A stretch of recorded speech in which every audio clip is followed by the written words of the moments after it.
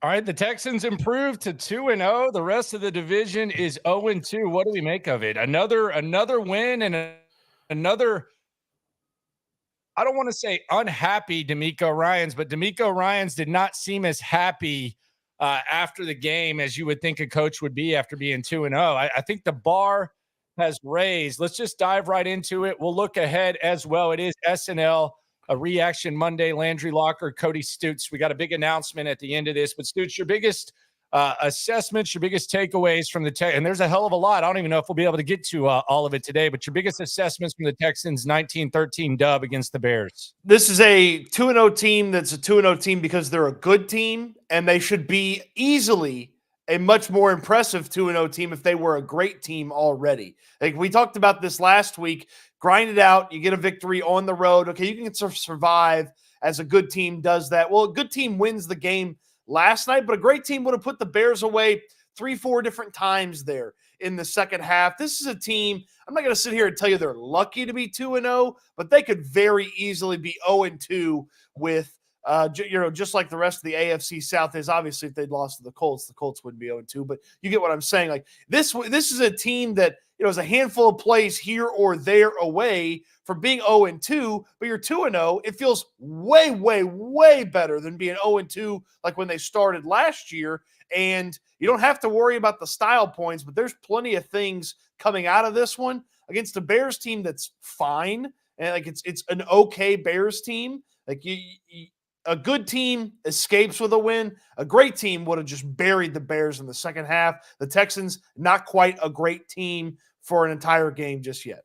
Yeah, and they had a lot of opportunities to do so. I think at the end of the day, the best thing that you can say about this Texans team is you have a significant quarterback advantage. Something you brought up in the pre-show process, and it is Reaction Monday, SNL Reaction Monday. Be sure to subscribe, thumbs up, right along. I think you brought up a good point that a non-mobile quarterback might be doomed when they face this defense. And that's been kind of through 2 weeks, we've seen Anthony Richardson and we've seen Caleb Williams. We've seen the defense extremely tough. They had 7 sacks yesterday. They probably could have had 15. It felt like it actually felt like Caleb Williams showed a certain level of toughness yesterday, and he was kind of getting roughed up a little bit.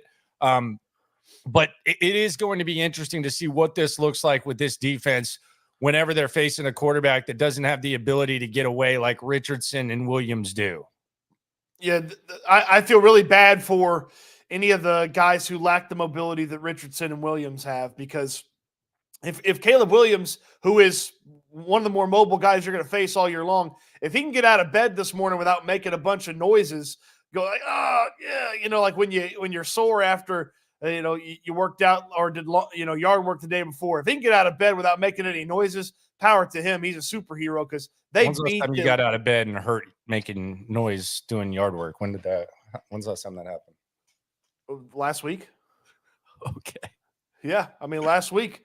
You get out of bed, you're like, oh, you got to get that stretch in right as you get out of bed. Yeah, Caleb Williams, he probably not feeling too hot this morning. They beat the living snot out of him last night.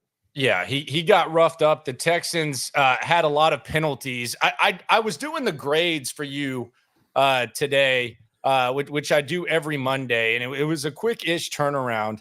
This is kind of a question I have, because as I was grading the coaching, I think sometimes people put penalties on coaches. I know you actually dove into the penalties themselves. Who exactly do the penalties fall on when it comes to the Texans? Like, who do you exactly blame? Because I'm not able to point to those penalties and say, okay, this is because of the coaching staff. The coaching staff did this. Yeah, I mean, the coaching staff, they can coach up Kalen Bullock all they want, but when he wants to go run a guy over and get a pass interference penalty, like, is that on them? Or like, Chris Boyd's holds on kickoffs. That's on D'Amico Ryans. Like, guys make mistakes. You shouldn't make this many mistakes, and you shouldn't have, this tackle duo that you've got. That's one of the most expensive tackle duos in the entirety of football. They shouldn't be making the amount of mistakes that they're making. But I mean, you could chalk up a handful of penalties per game you could just charge it to the game. But, I'm not sitting here being like, oh, DeMeco Ryans has some massively undisciplined team because they had a bunch of penalties last night. I mean, some of them ended up not being that costly. Some of them were very costly. And then to go back to the good team conversation, sometimes you can overcome those penalties because you've got a kicker that can hit a super long one, and Laramie Tunsil false starting and almost costing you 3 points at the end of the first half. It doesn't come back to bite you. Yeah, I look at these penalties and I don't think it's a trend. I think if this team, like, let's say 8 weeks from now or something, we look at this and we say this is one of the most disciplined teams in the league, then I think you can put those penalties on DeMeco Ryans. I think from the offensive line, like the penalties that you saw, the Howard penalty late, the false start stuff, I just think sometimes these guys are outmanned. I think it is. I think we do need to later on kind of reassess the way we look at maybe last week's performance, because it's kind of a fluid process, and the bigger body of work you get, sometimes performances that seem awful in the moment, they're not as bad once some time goes by, and performances that looked really, really good in certain areas, they don't look as good as time goes by. And I'm focusing specifically on the run game. But you had a pass interference on Jalen Petrie, could have gone either way. You had a pass interference on Kalen Bullock. He was just trying to make a play on the ball. I don't look at these penalties and say this team is very, very undisciplined. I look at the penalties and say, man, that was a really ugly performance, but I don't think this is an undisciplined team. I don't think this is really a trend for the Texans. So the penalties not great, but not overly concerned about them at all. I will say this, though, if we're going to go beyond the box score, and normally we go beyond the box score a little bit later on, the Texans are very fortunate that Azeez Al-Shaair did not get ejected from this game. And if he does get ejected from this game, I don't know that we're sitting here talking about a win. And we are talking about perhaps one of the dumber penalties in recent Texans history. You're already without Christian Harris. If the Texans have to play the rest of this game without Azeez Al-Shaair, who was good, really, really good, had 10 tackles and a sack, if he gets ejected, which he should have, then we're talking about a completely different game. So if we're going to go beyond the box score, the penalties, you were able to overcome them. I don't know you would have been able to overcome that one, and the refs kind of missed it. Now, maybe you charge it to the game because it should have been a hip drop tackle on Mixon. But I will say, if we go beyond the box score, that was stupid by Azeez Al-Shaair. He should not have done that, and he should have been ejected from the game. Yeah, you would have missed him for most of the second half when that happened, and I didn't love his explanation after the game. He said, "Oh, they were saying things that I can't repeat, and they were keeping me from getting up." See, I know Roshan, and he works out at my mom's gym and all that. I find it hard to believe that he said anything too crazy. Well, I don't know that it was necessarily Roshan Johnson. I think it was just the conglomeration of the situation where he just got up and just hit the first thing he saw. Like I'd be very, very surprised if it was specifically one guy. I mean, I've watched the play like 4 or 5 times to kind of see if what Al-Shaair said happened is exactly what happened. And I think he just came up and, wasn't pumped to see a bunch of orange jerseys around him and just swung at the first thing he saw. And then he started backing up. A couple of other Texans went over there, but they're very fortunate that he wasn't out, because that would have put, you would put Jake Hansen on the field in his place. And, Hansen had a good preseason, but he's not Azeez Al-Shaair. So that was really silly. I'll be interested to see what DeMeco Ryans has to say about that this afternoon. Al-Shaair didn't back away from the fact that he did it. He's like, hey, those guys were kind of roughing me up, keeping me from getting up. I did what I did. Probably could have handled it differently. Yeah, you definitely could, because if Zebras had seen that, you'd have been sitting in the locker room. Yeah, and that would have been. I don't want to sit here and say they would have lost, but that would have. It would have. There would have been a pretty good chance. I have a hard time. I have a hard time thinking that it's not at least another 3 points closer if he misses most of the second half because of that. Yeah, and I think he was good. Like, if we want to circle back to what actually happened instead of what could have, I think that the linebackers were really good, specifically the two that are kind of filling that void with Christian Harris, which I would say is going to be a little bit longer than some have anticipated. I've seen people saying 4 weeks and all that. I would take the over in that. If anyone wants to bet me, let's not do that. I won't bet strangers, but but if I did bet strangers, I would probably take that bet. I think that To'o and Aziz Al-Shair are going to have to fill that void for a little bit longer. And the negative is you'd rather have Christian Harris out there. The positive is they've been really good. Henry To'o, I think this was the best game of Henry To'o's NFL career. I don't even know that there's even like a close second. He was all over the place. He had a sack. He led the team in tackles. I think he last night, sometimes they kind of tweak it. He finished with 13 tackles. He looks a lot thinner out there. He looks a lot ready to go. You know, you talk about the magic dust of D'Amico and what he can do with the linebacker. I think if you just look at the year-to-year maturation and early performance from Henry To'o, I think we're kind of seeing the D'Amico impact right there. And he has been really good filling a void that is massive on this squad without Christian Harris. So I want to give Henry To'o some flowers. He deserves flowers.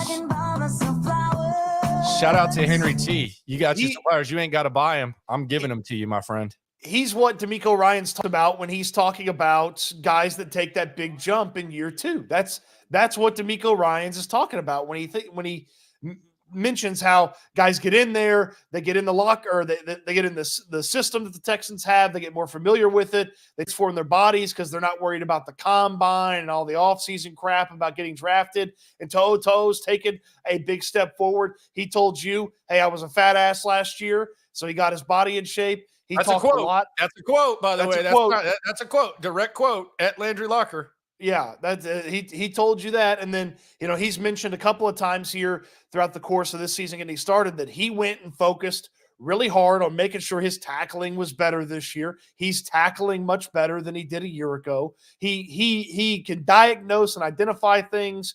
I mean, he's been a really nice surprise when you're kind of here because Christian Harris isn't ready. He's not healthy. He plays, a quarter of a practice in the preseason, and then you can't even plays an eighth of the. Every time I do this, it gets less and less. He dresses out for a practice and doesn't finish. All right, and 3 minutes. I think he practiced for 3 minutes. That's my official. You're here because of that, and then To'o kind of brings you up a little because of his performance through the first couple of weeks. And I mean, he finished the season as a liability last year, and now he's a positive to this defense. It's a really good job by him. Yeah, and that would be my thing. Like, it's easy to look at the stars, and there's been debate about Nico. Is he a number one? All that, and I'm sure that will be like the blowhard topics. Is Nico Collins the number one receiver on this team? I think you've proposed a better way to talk about Nico Collins that we'll get to a little later on the show. But seeing Nico Collins do what he's done, we saw doses of that last year. Seeing CJ Stroud be CJ Stroud, we saw that. Seeing Derek Stingley and Kamari Lassiter do their thing, we kind of anticipated that. Seeing Danielle Hunter and Will Anderson wreak havoc and have a sack and a half each and just punishing the quarterback, we anticipated that. The To'o impact is where you go an extra layer with a coach, and that's how you win games, because the reality is guys are going to get hurt, and you're going to have to see guys like Henry To'o step up in order to win games. And I think that's the most impressive thing for me when it comes to the Texans. Now, is it the thing that matters most, and is it the thing that increases their ceiling? Maybe you can make a case. But when I see a guy like Henry To'o, when I see Mario Edwards, who's been in the league for 10 years, and you basically brought in, when I see Mario Edwards doing what he's doing and Fatakasi doing what he's doing and all that, I think that's where the D'Amico factor really, really, like from a coaching perspective, not like a culture, deeper type of perspective, but from like just an overall coaching football perspective, that's what you're seeing. And I think that's what you should be really pleased about.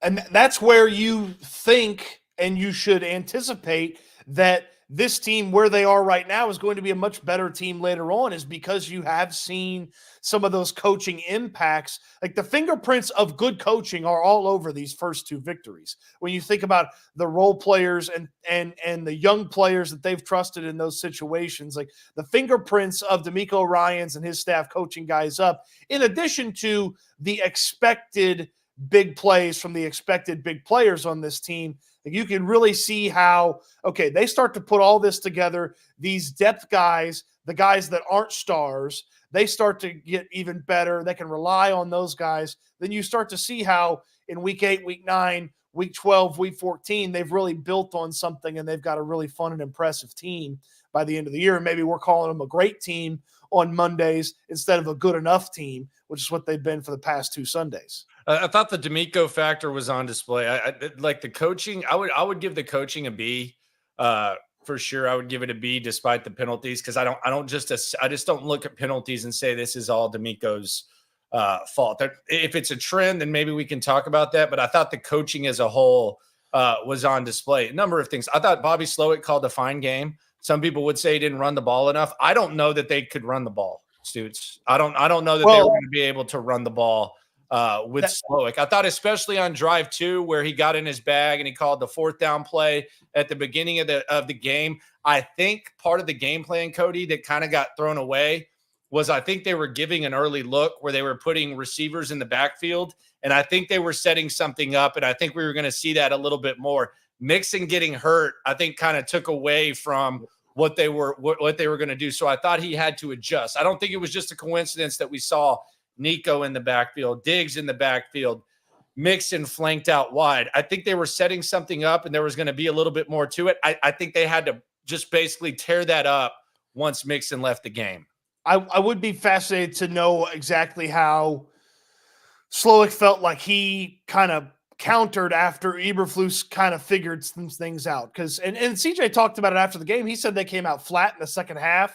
And, part of that is, the star running back you have goes down and you're not sure when, you're not sure how much you're going to be able to use him. And you're turning to not even your backup running back. You're turning to the guy that was inactive last week to carry the ball for the most of the second half there with Cam Akers. And so I felt like Slowick had a really nice first punch. I felt like Eberflus countered, and then Slowick never got his footing again after Eberflus countered. And you talked about not being able to run the football.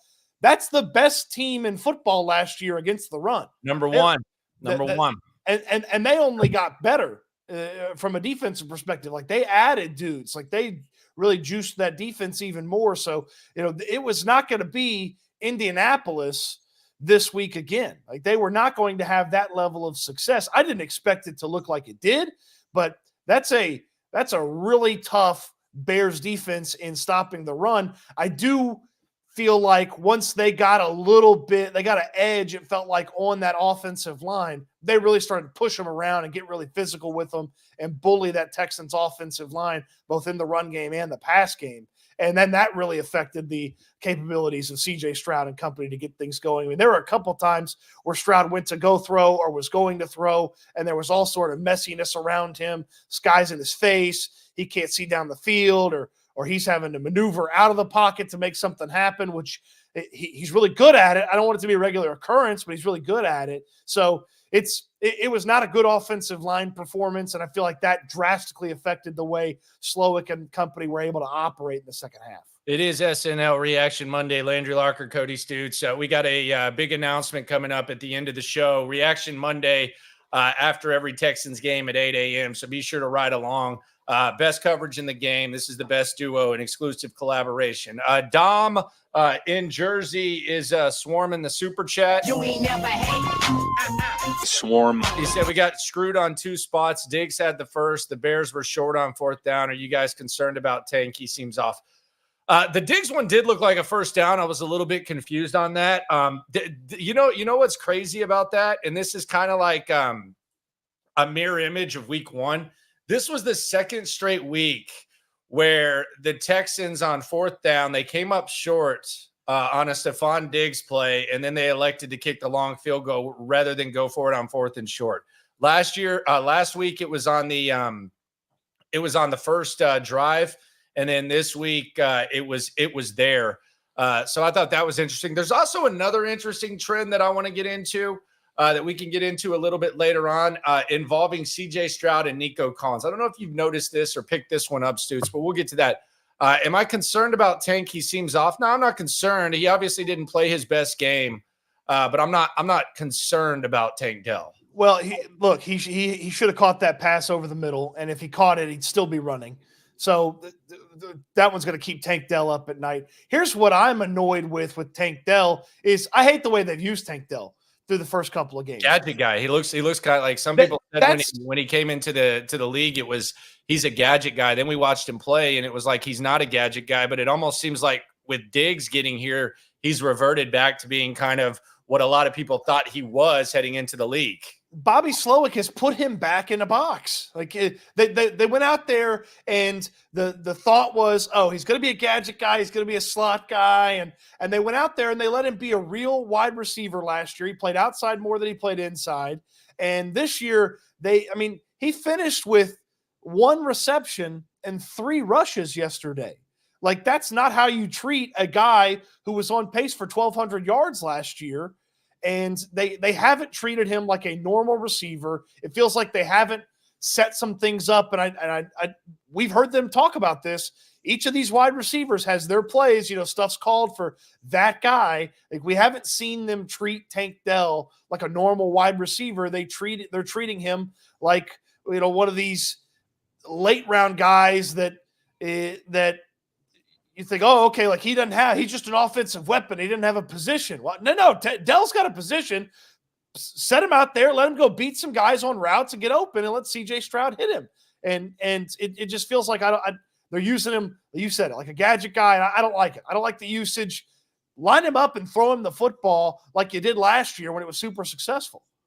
Yeah, it does kind of just seem like they've kind of reverted back to that. I don't know if it's because Stefon Diggs is there. I don't know. Maybe it's just a small sample size. We'll see. But he did have an opportunity to make a massive play. I mean, that damn near. I mean, it looks a lot different if he's able to catch that ball more times than not. He doesn't. But yeah, Tank Dell wasn't great. Nico Collins was, which brings us to this. I thought this was a good question because. Look, Nico Collins is wide receiver 1 right now. I mean, I know we're 2 weeks in, but I know there'll be some shows that'll say, "Is Nico Collins the number?" Yeah, he is. I mean, you've watched the first 2 games, but I thought you proposed a good question. We want to ask this to the people. Shout out to all the people for joining us on SNL Reaction Monday live on YouTube. Nico Collins is the blank best player on the team. I think this is a really, really damn good question by you, Cody. I mean, right now, I would have a hard time putting him lower than 5th. And I would tell you that CJ Stroud's playing better than Nico just because he's the quarterback. He affects more things. The 2 ends are having one hell of a start to their season. And then it's probably Nico for me. And I would tell you Nico's, for what he's done and what he's brought to the table, he's maybe been better than the ends. He might be the second best player on the team right now. Like, again, is he going to be that? Is it going to stay that? Or when we, do our rankings at the end of the year, is that going to be the case? No. But right now, as far as how well the guy's playing, how much you can rely on the guy to go out there and do what he's capable of doing on a consistent basis, who's been better than Nico? Because you really can't point to anybody and tell me that they've been better at their job on a consistent basis than Nico Collins outside of the way Stroud can make some things happen at the quarterback spot. No, and I thought that 2-play display was one of the most impressive alpha displays that I've seen in a long time with Nico Collins. You screw up, you pick up the 15-yard penalty after the Bears player puts his hand inside your face mask, out of character, you push him, you get 15 yards. Very next play, you go out there and you basically look like a bully. Not only do you score a 28-yard touchdown after picking up a 15-yard penalty, but you tackle someone with the ball in your hand while you're scoring that touchdown. I thought that was Sam Cassell, big ball, alpha display by Nico Collins. And here's the other thing I've noticed about Nico Collins that I don't know if you've noticed this or not, and it could just be a coincidence, but it seems like after stoppages of play, Nico Collins and CJ Stroud make really, really big plays. Maybe that's as simple as Bobby Slowick just dialing it up and getting the ball to his best receiver. Maybe there's just like some sort of dialogue because we've heard CJ Stroud and Dalton Schultz talk about, before the 2-minute warning last year against the Falcons when they scored on the first play, ended up blowing the game, but moved that to the side. CJ and Dalton kind of communicated, and then they ended up making that big play. You had last week after the 2-minute warning where they made the play on the sidelines that could have iced the game. Then you had the touchdown after, and there was a TV stoppage after that penalty. it just seems like coming out of timeouts, Nico Collins and CJ Stroud, they have some sort of connection, and there always seems to be a big play from 7 to 12 whenever they come out of timeouts or play stoppages. I don't know if you've noticed that or not, but it does seem like an interesting trend. I might want to ask Slowick about it, or maybe CJ, but it does seem to be kind of a thing. I wonder if that's where maybe like you just feel most comfortable with calling some of those Nico-centric plays, and maybe that's also just that's when the offensive line has, they get their breath underneath them and they're ready to actually pass block and give Stroud the time. That's a really good trend, and we catch it early enough in the season, we can maybe take note of it the entirety of the season and have like a nice resume of observations. So that's a really good trend. I mean, just looking through the play log real quick. I mean, 18-yard play after Chicago challenge, which by the way, Eberflus is dude. We'll get to him in a minute. Horrible. We'll get to him but like, they even went to him, for a deep play to start the game. First play after a penalty on a punt. Like this is a really good trend, and we may need to have a playlist of all the big plays out of sync, because that you hear so many coaches talk about they want to be in sync, in rhythm, keep the train on the tracks on time, yada yada. But some of that stuff happens out of sync, and that just goes to show you how good those two are together. Yeah, you talked about him being the second best player. Someone brought up in the chat that Fairbairn has a case for being the second best player on the team. We got to give him flowers. I mean, you really got to give the kicker some flowers. I said this yesterday. Sometimes you go in the locker room and it's a coincidence because they're random. But you go in the locker room after the game and you see notes from the NFL. It says you have been selected as a random mandatory piss test from the NFL. Do it, and then they have to go pee in a cup, and you have to figure out if they're on PEDs. Fairbairn should have one of those. He should have had one of those on his locker yesterday. I'm sorry if I'm the NFL and I'm making random drug tests, and I'm obviously kidding. But we said this in camp that he was kicking better than I'd ever seen him kick. I mean, there were the day that it was raining, and I think I did a kick by kick analysis of this, which is the real fun stuff that you come here for. Kick by kick analysis, practice reports, all that. Me and Stoots both on the scene. We're both at practice. And that's the type of stuff that we've been known to do. But I saw him make like two 60-yarders in the rain just easily. And I was like, what the hell was that? Like that looked really easy. He became the first player in NFL history to 5+ 50-yard field goals through 2 games. He did it at halftime. Like that was a halftime stat. And then he added another 50+ yarder on the back end. I don't know what's gotten into this guy, but Kaimi Fairbairn is the best kicker in the NFL right now. And it's not really close. He's completely mashing. Justin Tucker, by the way, not good from 50+ anymore. They were showing stats the other day. I think he's like 1 of 7. One of his last 7 from 50+. Kaimi Fairbairn's an absolute weapon to the point where D'Amico Ryans is turning down, 4th and inches and 4th and 1 to kick 50-yard field goals.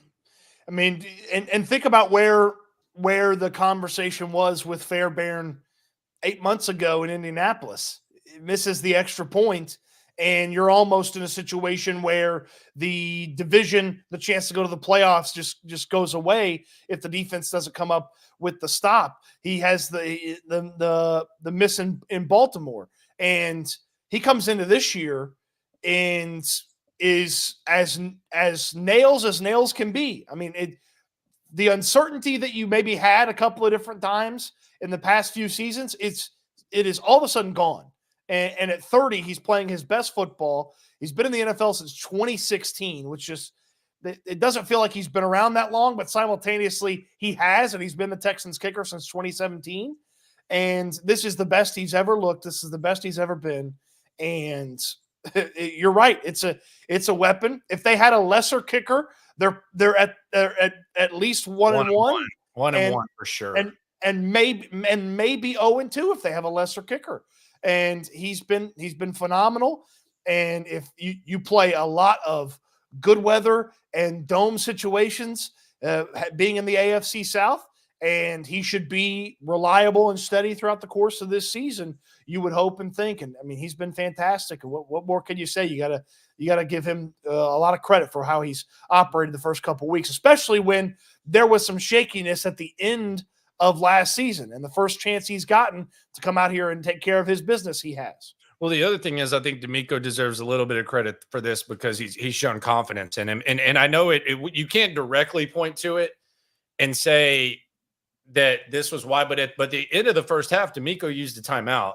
That saved about 40 seconds. Now, the Texans ended up picking up a penalty by Kalen Bullock inside the 10, but at that point, the Bears score. So D'Amico saved time, and they were able to steal 3 points at the end of the first half with Fairbairn. So I think the combination of how he's kicking the ball, which is the thing that matters the most, along with the confidence that D'Amico has shown in him, I think it's a perfect duo, and it has the squad at 2-0. He's been really, really, really good.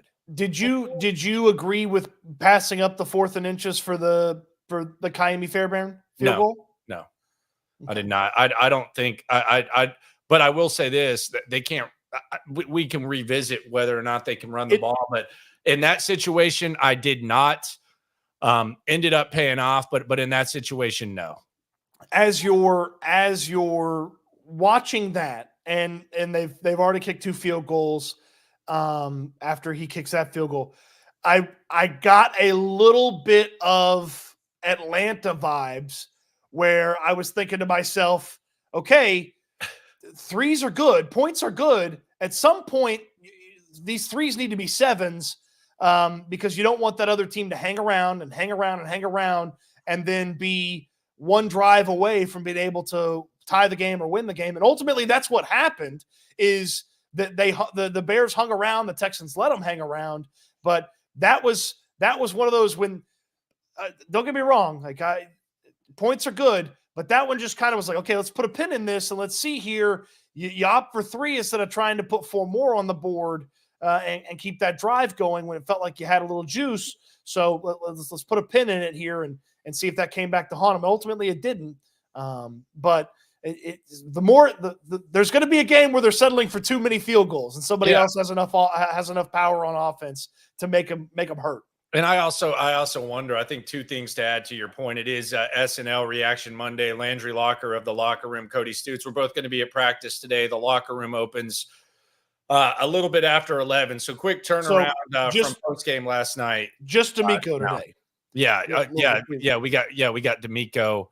Little victory Monday for the players. A little bit later, but I think there's a couple of things here when it comes to what you just said in the mindset. First of all, I think when they face a better offense, I don't know that they're going to approach things the same way. I don't think they really respected Chicago's ability on offense, which I think may be the right outlook. But the other thing is the one thing they have this year that I think they didn't have last year, or I know they didn't have last year, is the ability to get after the quarterback. And you saw it at the end when Chicago was driving. He got completely lit up, Caleb Williams. I was surprised he got up from the Hunter sack. So I think the pass rush gives D'Amico a little bit more confidence in those situations, and I think it quite frankly should. So the way you looked at it is an interesting one, because I felt like an above average quarterback display from the opposing quarterback makes the Texans 0-2 in this one. Now, you just so happen you face 2 guys that didn't have that. And I don't know that Richardson's capable of it.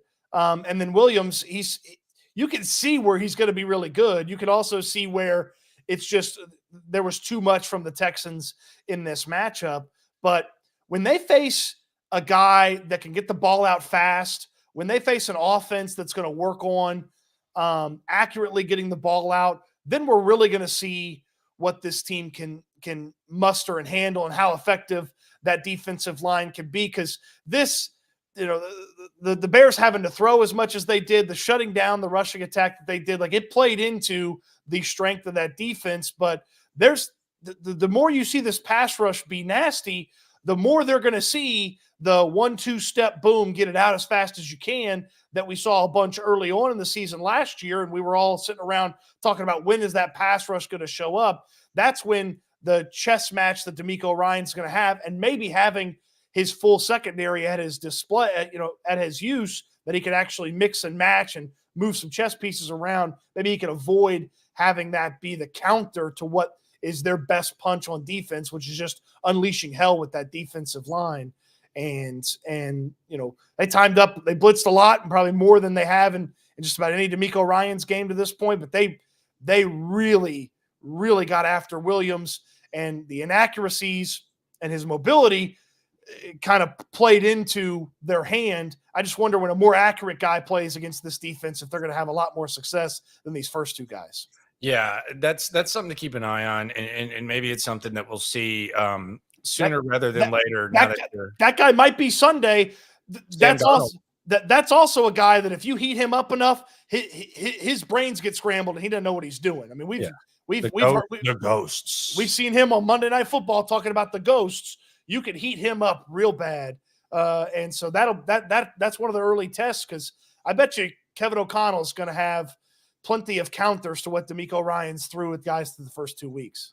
Yeah. The other thing that was brought up when we were talking about special teams was the punting.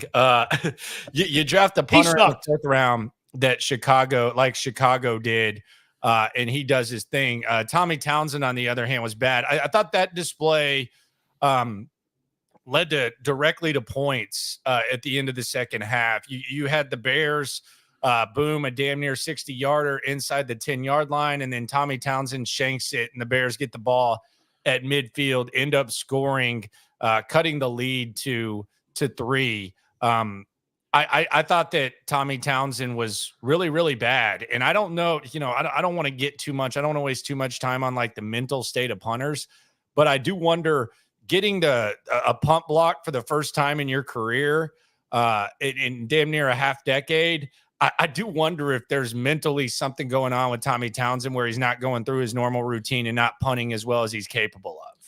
Well, and that shanked punt came deep in their own territory, just like when the punt block happened. So maybe there is something to that. Like, we're giving punters the closer treatment, where if everything's not totally right, they just can't figure out how to do their job, like we talk about with baseball players sometimes. I don't know. Here's the thing. He didn't look like a guy that was an all-pro 2 years ago. And that's what you hoped for. And that's what he showcased in practice and throughout the preseason. And that's got to be better when you're in these close games. Those hidden yards are gonna matter. And that poor punt, definitely set the Bears up there. Yeah, that was bad.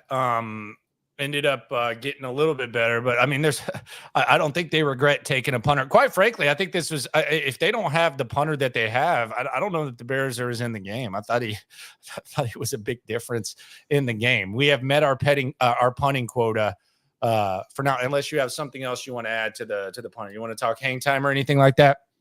No, it is interesting that Caserio gets an early look at a guy that he spent half a Senior Bowl practice watching. Back there in January. Yeah, John Weeks got very pissed off at me, he and his wife, when I said the Texans should look at drafting the punter. They were big Cam Johnston folk. So shout out to John Weeks. Very mad at me, to say the very least. It is Reaction Monday. Landry Locker, Cody Stoots here with you, simulcast weekly. Let's go to a couple of the comments. And again, the super chats, they go to the front. Someone says Laramie is what Laramie is. What is Laramie? That's Herman. By the way, Herman was sipping 4 Locos last night at 1 a.m. and he's on here live in the chat. So shout out to freaking Herman. We talk about dogs. That's an absolute dog in my book. I'm a dog. Although 4 Locos are a little bit softer now than they were in my day. But shout out to Herman for that. What is Laramie Tunsil? Like, what he says he is what he is. What is Laramie Tunsil? I know a lot of people get upset with the false starts. What is Laramie Tunsil? Well, he's not like one of those don't even think about it, don't even worry about it left tackles that you hope he is. I mean, you pay a little bit more attention to Laramie Tunsil than you want in these first 2 games. The penalties don't help. He almost took 3 points off the board with the penalty late there in the first half, and he had another false start on a 3rd down, and the first two on the season, you could maybe attribute to somebody else. These two were all him. Like there's no blaming Patterson or somebody else or anything like that. These two were Laramie, and look, this tackle duo has been disappointing through the first two games. They're guys I've never heard of whipping Titus Howard's ass in that game. Like, and guys get beat. Like, it happens. That's the nature of football, but it shouldn't happen to this tackle duo as consistently as it does. The consistency just hasn't been there from a pass blocking perspective. They did a good job run blocking last week, ran into a buzzsaw team this week from a run blocking standpoint that was ready for them. But Tunsil hasn't been as good as you want him to be. Certainly not for the amount of money that you pay. He's supposed to be the one guy you don't worry about on the offense, and he's shown up too many times. Yeah, there was one play, and I don't know what exactly happened, and maybe it just looked a little bit worse than it was. I'll let the film watchers decide, but it was the play where they showcased CJ Stroud and the sounds at the line of scrimmage. It looked like he checked. I think he went from 18 to 19. People that were watching the game will be able to remember. But they ran it to the left, and Titus Howard, he steps forward and then he steps back almost as if he did something wrong, and the guy's running in the backfield. Don't know if it really mattered or not, but there was that. There was the penalty that negated what would have potentially ended the game on the CJ Stroud scramble at the end. Titus has not been great. The tackles have not been great, and the false starts continue to be a thing. They just continue to be a thing, and maybe it's just something you live with. But later on in the season, I think it's going to be more difficult to live with. He's the stat that they threw up last night. He's he's the most penalized tackle in football in the past the past 4 or 5 seasons. Like, I mean, he frequently is near the top in penalties. A couple of years ago, he had the conversation that he felt like officials were targeting him. I got a target on my back. I know we can parse out, hey, like this was maybe the center's fault, this was maybe Laramie's fault, things like that. But last night, no question, those two were on Laramie Tunsil, and they happened in really tough spots. The third down one, they moved back. They ended up getting 10 yards, but they were 5 yards short because after they moved him back, like they gotta be, he's got to be better. And you pay him too much to have to worry about him on a consistent basis. The other thing that I think we need to accept is that there's a big downgrade from Juice Scruggs to Jared Patterson. I know they were able to win some games last year with Jared Patterson, and it almost seems like they got the win. So there's a portion of people who think that Jared Patterson is really better than he actually performed last year, because when you talk to guys who actually watch tape, and I heard Crumpler talk about that, he does some stuff on the site. I've talked to other guys who watch the tape very closely. Jared Patterson really wasn't that good last year, and there is a strong inability to run the ball. And the other thing is it's now kind of showcased, and I'm not trying to take too much away from coaches, but whenever a guy is clearly the backup, they're going to go at you and they're going to pick on you more. I don't think it was really that clear last year with the Texans, because you had Juice miss time early on, but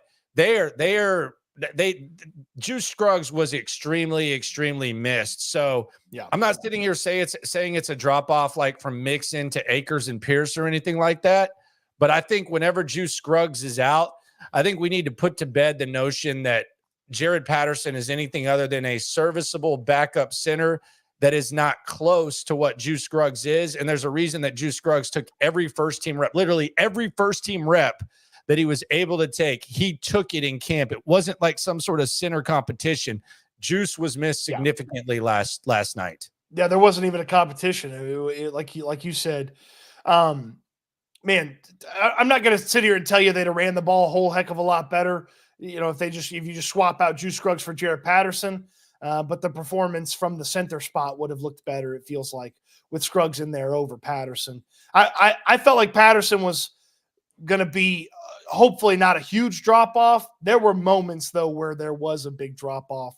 And with that offensive line, and in the game yesterday, it felt like the way the Bears attacked things, there was going to need to be near perfection to get things working from a run standpoint, and they weren't even close to perfection or near perfection on enough plays to get things going on the ground. Patterson was a part of that.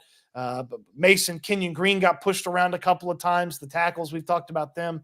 But yeah, Scruggs, and it's a groin injury. So, I mean, that feels like something that's not super easy for a center to play with, depending on the severity.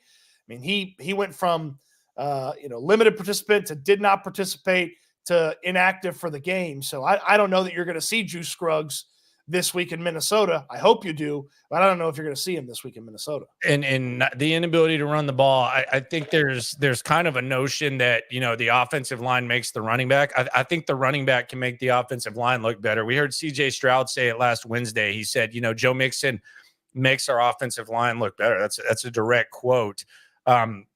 Mixon goes down on the vintage hip drop tackle. Should have been 15 yards. I'm not big on this penalty, but I think that checked all 4 boxes. Tarico and Collinsworth went through the 4 checkpoints. That checked all 4 boxes. So Mixon goes down, and obviously you miss Joe Mixon. Quite frankly, I don't know if you're going to be able to run the rock with Joe Mixon in that game either. And I do think that the run game needs to be reevaluated, which we'll get to in a sec. But first, I want to remind you, you are watching SNL Reaction Monday. Landry Locker, Cody Stoots got a big announcement for you. This is the #1 Reaction Monday product. We are 650 plus deep on the simulcast. And it is very early, and a lot of people were very tipsy just a few hours ago for the game. So we always appreciate you for coming through. I know you're trucking through even more right now, and that does not go unappreciated. But I have a 2-layer question for you, Cody. Can the Texans run the ball? Part 1 of this is, can the Texans run the ball with Joe Mixon? And the other one, can they run the ball without Joe Mixon? Like, is there any chance that this team is going to be able to find a way to run the ball without Joe Mixon if he misses time and if he's hobbled? So it's an ankle for Mixon. I mean, he was back out there, came out, was on the bike and had his helmet, then didn't have his helmet, then wasn't. And I would think you're not getting close to 100% Joe Mixon in Minnesota next week. I'm not sure if we actually know what the Texans are capable of on the ground, because you almost throw out the Indianapolis game after the performance they had against Green Bay, because now 2 teams back-to-back weeks, the massive rushing performances, that's very much about Indy. And so, then you go against the Bears, who were the best team in football at stopping the run last year. And so I don't know that we have an actual baseline for what they can do on the ground. I believe with Mixon in there, they can be a solid rushing attack that you can rely on at different stretches. I am not sold on a Cam Akers, Dameon Pierce co-production from the running back spot with this offensive line and the opponents that they have coming up. I'm not sold on that. I would be very hesitant to say that Cam Akers is going to replicate some of that preseason magic. And by the way, he went immediately in the doghouse when he fumbled the football. Oh, that'll get you there. I mean, you fumble the ball inside the 5, and if they score there, even if they kick the field goal, because if you kick the field goal, it's a 2-touchdown game, because it was a 9-point game at the time. Like, even if you just get stuffed at the line of scrimmage 3 times, first of all, you burn off about a minute and a half or 2 minutes. Then you go up 2 touchdowns. So the field goal doesn't make it a Bears or a score away from taking the lead. So yeah, that'll put you right in the doghouse. He did have some decent runs before that, but I don't think they can run the ball without Mixon. But the other thing for me is, I don't know how good they are at running the ball with Mixon, because I do think it needs to be reevaluated what they did last week against Indianapolis. And look, I don't think any of us forecasted that the Colts might be one of the worst rush defenses in the NFL, but Joe Mixon got AFC Offensive Player of the Week last week because he went for 150 on 30-plus carries against Indianapolis. Fast forward to yesterday, Josh Jacobs with Malik Willis as the quarterback. So no threat of even throwing the ball. You know what they're going to try to do. He goes for, wait for it, 150 on 30 plus carries. So for 2 straight weeks, we've seen the Colts allow 150 to running backs, one of them which was Mixon. So I do think you got to kind of look at that a little bit different than we did last week, which was one of the more encouraging things that we saw from the Texans. Well, and he went for like 120 something in the first half. Like it felt like he just got so much of that. I mean, they rushed for so many yards. Like you can almost throw out the week 1 performance. It's not going to be that. We knew it wasn't going to be that every week, but we don't know level yet for this team running the football, and we may not find it if they don't have Joe Mixon. Like if a healthy Mixon gets them some yards that Akers, Ogunbowale couldn't get yesterday, but it's still not a really good rushing performance, even if you give healthy Joe Mixon. I mean, you had healthy Joe Mixon for a half of football, and you didn't run the football well. So we're still finding out if this team is capable of running the football. And you saw maybe some of the just maneuverability from this offense trying to get some things going on the ground with some of the handoffs and things they do that aren't to the running backs. In the life of Colby says last week wasn't a fluke. Bears defense is for real. Then why was Josh Jacobs able to go for 150 plus? That would be the question. That's more so what it has to do with. If we just watch these 2 games, I wouldn't say that, but we saw the Colts give up 150-yard rusher in consecutive weeks. Yeah, that's like you could simultaneously have last week sort of be a fluky performance and the Bears have a really good rush defense and still not have a clear picture. That's what we don't have. We do not have a clear picture of what they're capable of doing on the ground. Like when it clicks, when it looks good, yeah, you're going to see some Indianapolis-esque moments, but they're not going to do that to a whole bunch of teams over the course of the season. No, they are not. This is a pass team. Hopefully they can run the ball when needed, and hopefully they can be effective. Now, the other thing is, do they have the running back depth if Mixon is unable to go? And I think at the very least, he's going to be a little bit hobbled with that ankle, depending on how long he's able to rest. So we got to keep a close eye on that when it comes to the run. Let's talk about the elite. Where are the Texans elite 2 weeks in to the season? Where would you say that the Texans are elite? I think we got to start with the quarterback. I think the quarterback, people might not want to put him there yet, but I think the quarterback is knocking on the door of elite. There's a couple of other areas, but I'll kick it to you. Where do you think the Texans are an elite team? We just talked about the inability to run the rock. That's a question, but where is this team elite? Well, the running backs, the quarterback's a great place to start, but they feel elite at stopping the run. I mean, the Bears got nothing going on the ground. Caleb Williams' improv was the only way that they were able to move the ball on the ground was Chicago. Same thing with Anthony Richardson the previous week. He was the guy, like we will talk about last week's performance. Jonathan Taylor went for 100 on, like 10 carries against the Packers. So it wasn't a JT problem last week. It was a Texans problem for the Colts last week. So they're elite stopping the run, and they're going to put some teams in some precarious positions to then give those ends who are also elite opportunities to really eat against opposing offenses. I mean, yesterday, Danielle Hunter and Willie Anderson, they meet at Caleb Williams one time. They each get their own sack on what just felt like NFL blitz hits almost with the way that they were attacking Williams at different times. So quarterback stopping the run, they're elite. The defensive end play from Hunter and Anderson, they're elite. And then they're elite at when Nico Collins gets the ball in his hands. When they're throwing the ball to Nico Collins, that's an elite play right now. It is hard to stop. He caught 8 of 10 yesterday, really impressive performance. And that to me is probably the end of the elite list when it comes to this Texans team. Yeah, I think you're elite in the most expensive areas, like where you look at the money, except tackles. I don't think you're getting a return on investment when it comes to Laramie Tunsil and Titus Howard, both being top 5 tackles on the left and right side. I don't think you're getting that return on investment, but I think CJ Stroud is elite. I think you're elite. I think you might have an elite corner duo. We saw both of those guys with interceptions at starting corner. And I think you might be elite on the edge. And those are the big money positions. And that's where you're kind of able to overcome a lot of things when you're elite in those areas. There's a reason that teams pay and overpay in free agency for that. So the good news is I think you're elite in areas that matter. You mentioned the run defense. The run defense has been fantastic. And I think you brought up another good point. You have a two-piece combo of really good points. If you're stopping the run really, really well and you're forcing a team to throw, it's one thing when you're facing Anthony Richardson and Caleb Williams and those guys are able to get away. But when you're facing like more statuesque quarterbacks, which is what they're going to face as the season goes on, at least a little bit more often, I don't know if statuesque quarterbacks are going to be able to survive what the Texans got going on the edge and what they got at cornerback. So that's extremely encouraging as well.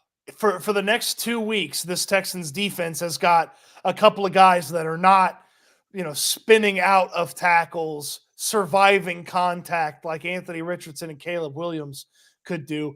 It's Sam Darnold and Trevor Lawrence the next couple of weeks. Those are two guys that they're going to have a spot on the field where you need to arrive, and they're not getting that far away from the spot. Now, 3 weeks from now, you get the mobile guy again. It's Josh Allen.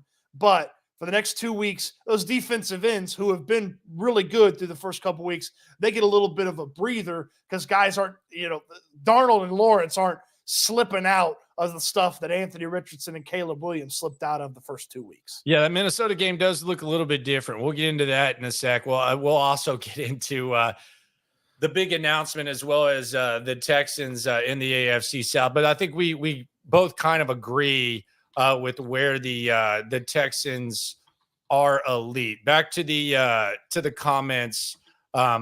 Someone asks about Azeez Al-Shaair. Do you think he'll be fined or suspended for what happened? I think there's going to be a fine. I also think there's going to be a fine drop for the hip drop tackle on Mixon. I don't think he's going to be suspended, but there will definitely be a fine. Azeez Al-Shaair will definitely get fined by the NFL. There's zero doubt about that. It would be a very strange precedent to set for the NFL to suspend a guy for a penalty that they didn't call in the moment. And I suppose you could say, okay, well, he should have missed a quarter and a half of football. So here's his comeuppance. But there's guys that punch other guys and it doesn't get called and they don't miss time. They just get hit with a big fine. So I would expect he's going to get a nice envelope from the NFL that says, here's where you send your money and this is how much it costs you. But I'd be shocked if he gets suspended. Yeah, I would be shocked. That would be absolutely very surprising. Now, in fairness, he should have been ejected, but an after the fact suspension for that, I don't see that really happening. So yeah, that's where I would go there. Harsh, tough crowd. Noah says Dalton Schultz is still on the team, right? Barely gets any looks. First of all, I think Dalton Schultz deserves a lot of credit for even gutting it out on Sunday. The tight ends are not going to be asked to do a lot. I think they caught 4 of their 5 targets. The only target that they didn't catch was on the sidelines, and I don't even know how the hell it was close. Dalton Schultz actually made a pretty good effort to keep his feet in bounds, and CJ made a throw on an incompletion that was as impressive of an attempt as you'll see. You had Stover convert the 4th and 1 for his first career catch that went for 18. Brevin Jordan caught his only target. The blocking seemed fine. They were doing fullback. They're performing fullback duties. You're not going to, if you're looking for Dalton Schultz to have 6 catches for 78 yards and a touchdown, you're not going to be pleased. I just don't think the tight ends, there'll be times, there'll be flashes. But I don't think the tight ends, especially with Dalton Schultz banged up, and he did have the one big catch, they're not going to be asked to do a lot. It is not a box score tight end group. Well, think about who the targets were last year when Schultz was racking up targets. I mean, Robert Woods spent a good portion of the year as sort of wide receiver 2 in the role that he was in. It was easier to find. Now you've got options, and I feel like a lot of times the tight ends, the way that they've built this thing, are not primary reads. They're sort of that emergency. There were a couple of plays, if you see from last night's game, there are a couple of plays where the tight end was sort of the emergency play to get the ball out and the oh crap play. But CJ Stroud can diagnose and deliver to his wide receivers, and they want to get those wide receivers the football. There's going to be a day where the tight ends have a big day, but they're fulfilling the role that they're tasked and asked with fulfilling right now, and they're doing a pretty darn good job at it. Yeah, they're doing a really good job at it. And I just don't look at the tight ends. I gave them a B. They did what they were supposed to do. That's it. Yep. Someone says this, and this has been brought up. Michael says he's all for Brooks in the backfield. Look, here's the thing about British Brooks, and I think the Texans should have. When you hear me say this every damn draft, invest in the running back. I'm going to beat that horse forever. I want multiple running backs that can make plays. We saw the pump block last week, and I don't want to put words in Frank Ross's mouth, but he said that the guy that made the mistake basically was someone who wasn't asked to do that very often. It was the first time. I kind of read between the lines there and assumed what it looked like when it actually happened, that British Brooks might have been the one that had the lapse there. It's one thing for a punt to be blocked, but if you're putting your quarterback in harm's way, say what you want about Dare Ogunbowale. He's not explosive. He's not transcendent in the open field when he runs the rock. He's kind of just there. In a perfect world, you don't want him to be one play away from being on the field. He does all the little things pretty good, including pass protection. So I know we saw British Brooks thumping around a little bit in the preseason, and it's fun to see, and it's intriguing to see what he can become. But I don't think it's as simple as British Brooks put him back there instead of Dare Ogunbowale, because Dare does the things that we really don't see that are extremely important really, really well. Well, British Brooks doesn't practice with the running backs either. Like when he goes through practice, it's not as a running back.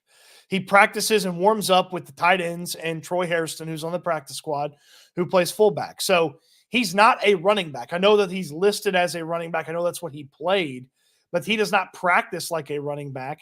And he's not in the running back conversation because you haven't seen him get opportunities despite having moments where maybe it would have made sense to have him in the game. He's not a running back. So they're not going to hand the ball to him. They're not going to line him up back there. That's what Dameon Pierce, when he gets back from this hamstring injury, that's what Cam Akers are going to be. And then you mentioned Dare Ogunbowale doing the Dare's dirty work is what I like to call it. Dare's dirty work, huh? Dare's dirty work with the pass blocking and some of the tougher stuff that they asked that running back spot to do, and he certainly does it. Yeah, Dare does his thing. Now they definitely need to upgrade the running back position next year. But they got what they got right now, I think. I mean, who knows? Maybe you can go out and get another back. You probably don't need to. They're where they're at. There's not anything out there that's going to make that much more of a difference. So and look, Mixon being able to get back on the sidelines, how does he feel today? That's probably a bigger indicator of his availability later in the week. But Rest up. Yeah, like him being able to get back on the sidelines. This is also a guy too in Joe Mixon that if he's no practice limited, you put him out there on Sunday. Yeah, I mean, rest up though. Rest him up. See what you can do. Figure it out. Hell, it's personal for Cam Akers. Go out there and the Cam Akers revenge game. That's what's starting every damn thing is the Cam Akers revenge game in Minnesota. You guys didn't believe in me after I tore my Achilles the second time. Minnesota is the Cam Akers and Chris Boyd revenge game. That's something nobody's talking about. It's damn near a DeAndre Carter revenge game yesterday.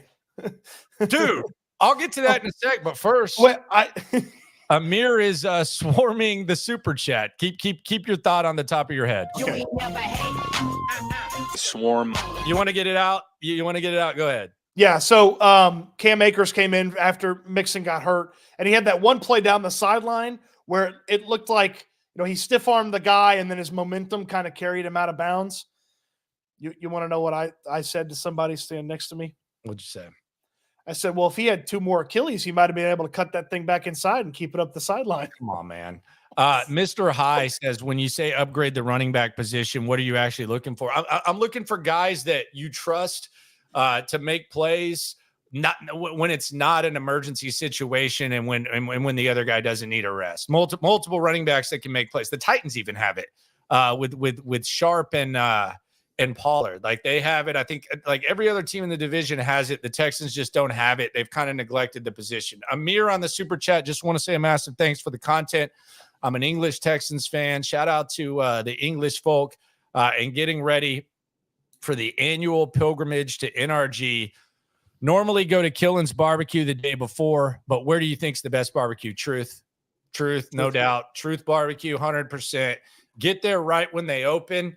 The other trick at Truth Barbecue is when you're in the line, there's if you walk in through the door and you usually have to hook around and go in through the door, just go to that beer tub, pick up 3 beers in line, and you can drink the beers in line. Or I mean, maybe you're someone who can actually drink 1 beer, but I got a triple fist when I'm in the line. They got some raw, they got some Carbach, they got some local beers there. So Truth, no hesitation, Truth Barbecue, that's the place. Truth, if you don't mind the wait, it's Truth Barbecue. And if you feel like, oh, I don't really want to have this big long wait, there's a bunch of different options for you, from Blood Brothers to Pinkertons, J Bar M. Like there's a lot of different options. But if you don't mind the wait, Truth's the way to go. Yeah, I would say Truth all damn day. Pit Room too, they're good. Yeah, 100,000% there. The Minnesota game is going to be interesting. We'll get to all that in a sec. It is Reaction Monday. Here on YouTube, Landry Locker, Cody Stoots collaboration, got the big announcement going down a little bit later on. So we heard D'Amico Ryans talk about this, and he kind of seemed pissed after the game. Didn't seem like he was overly pleased, which I think is a good sign of a team, because I hate bringing this up, but I think it's all we have to compare things to. A lot of times when we're talking about getting to a certain level, there was a time when a win was a win, and it didn't matter how you won, as long as you won, whether it was because a team missed a field goal, whether it was because a coach decided to go for it on 4th down like an idiot at the 40. And we'll get to idiotic coaches in a second. Don't think he's getting away. Don't think he's getting away with this easy.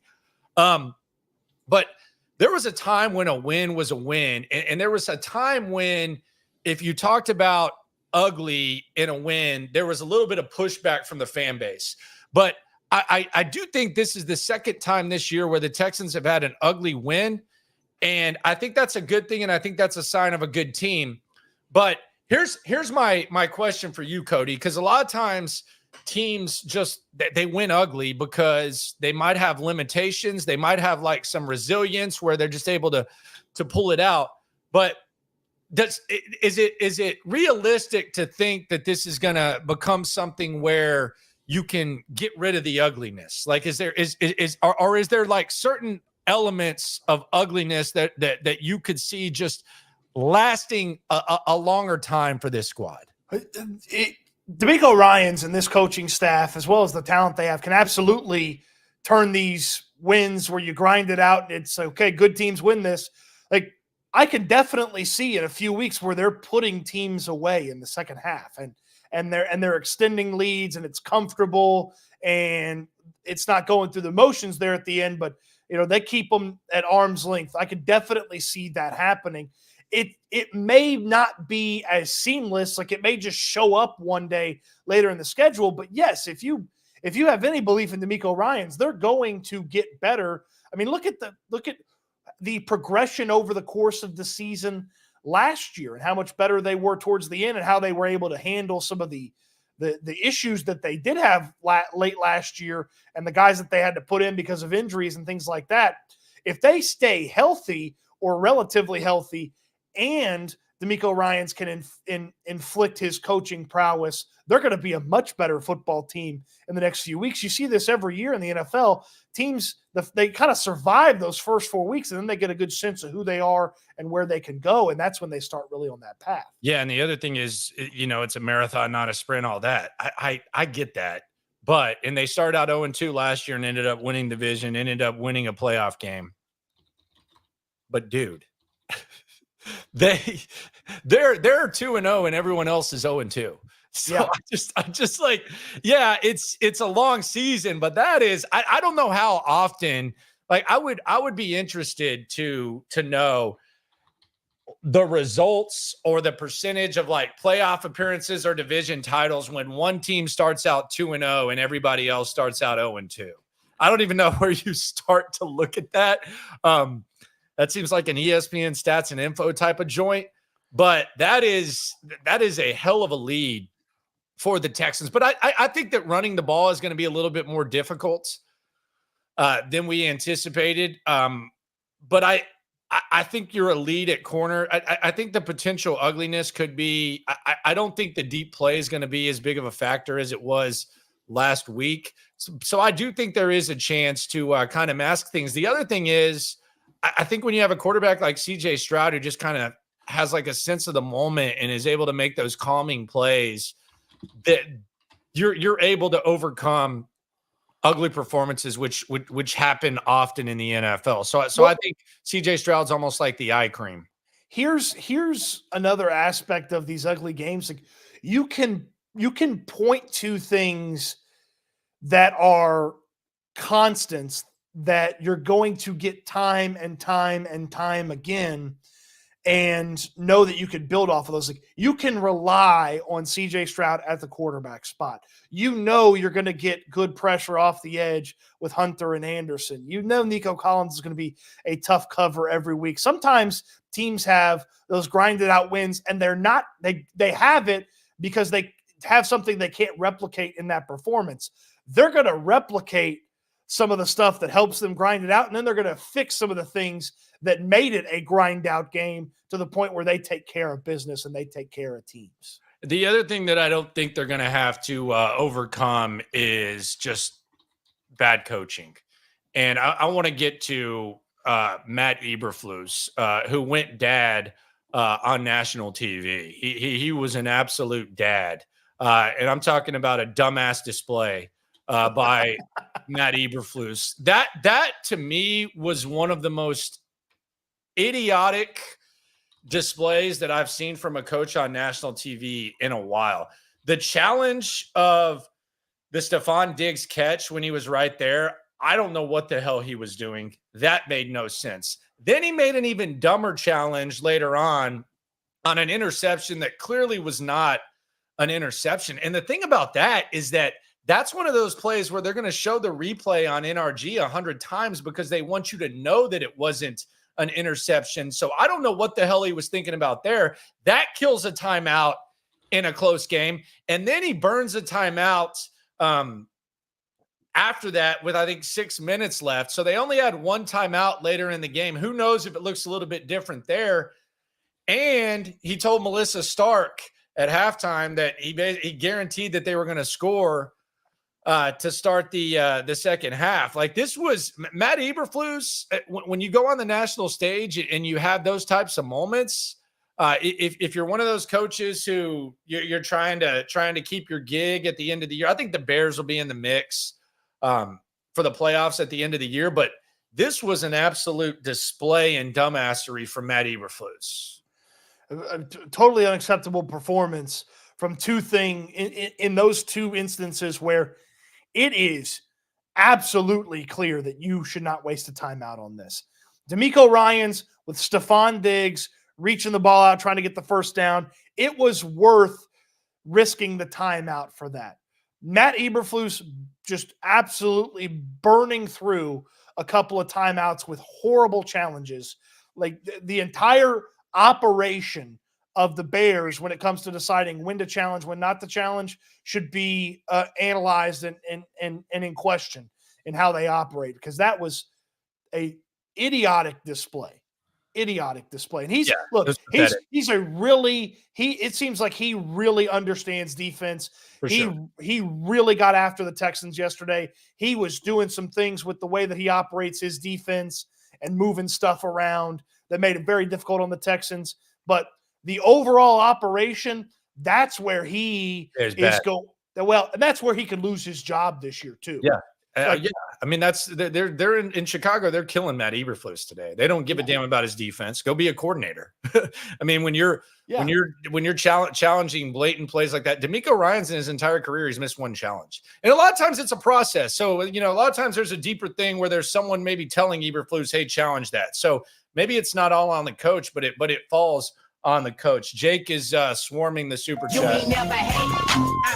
Swarm. Happy Victory Monday to you as well. Thank God Eberflus is not coaching here. He was he was bad. He was kind of embarrassed himself. Well, he was one of my guys that I thought the Texans should have hired or should have gone after a couple of years ago.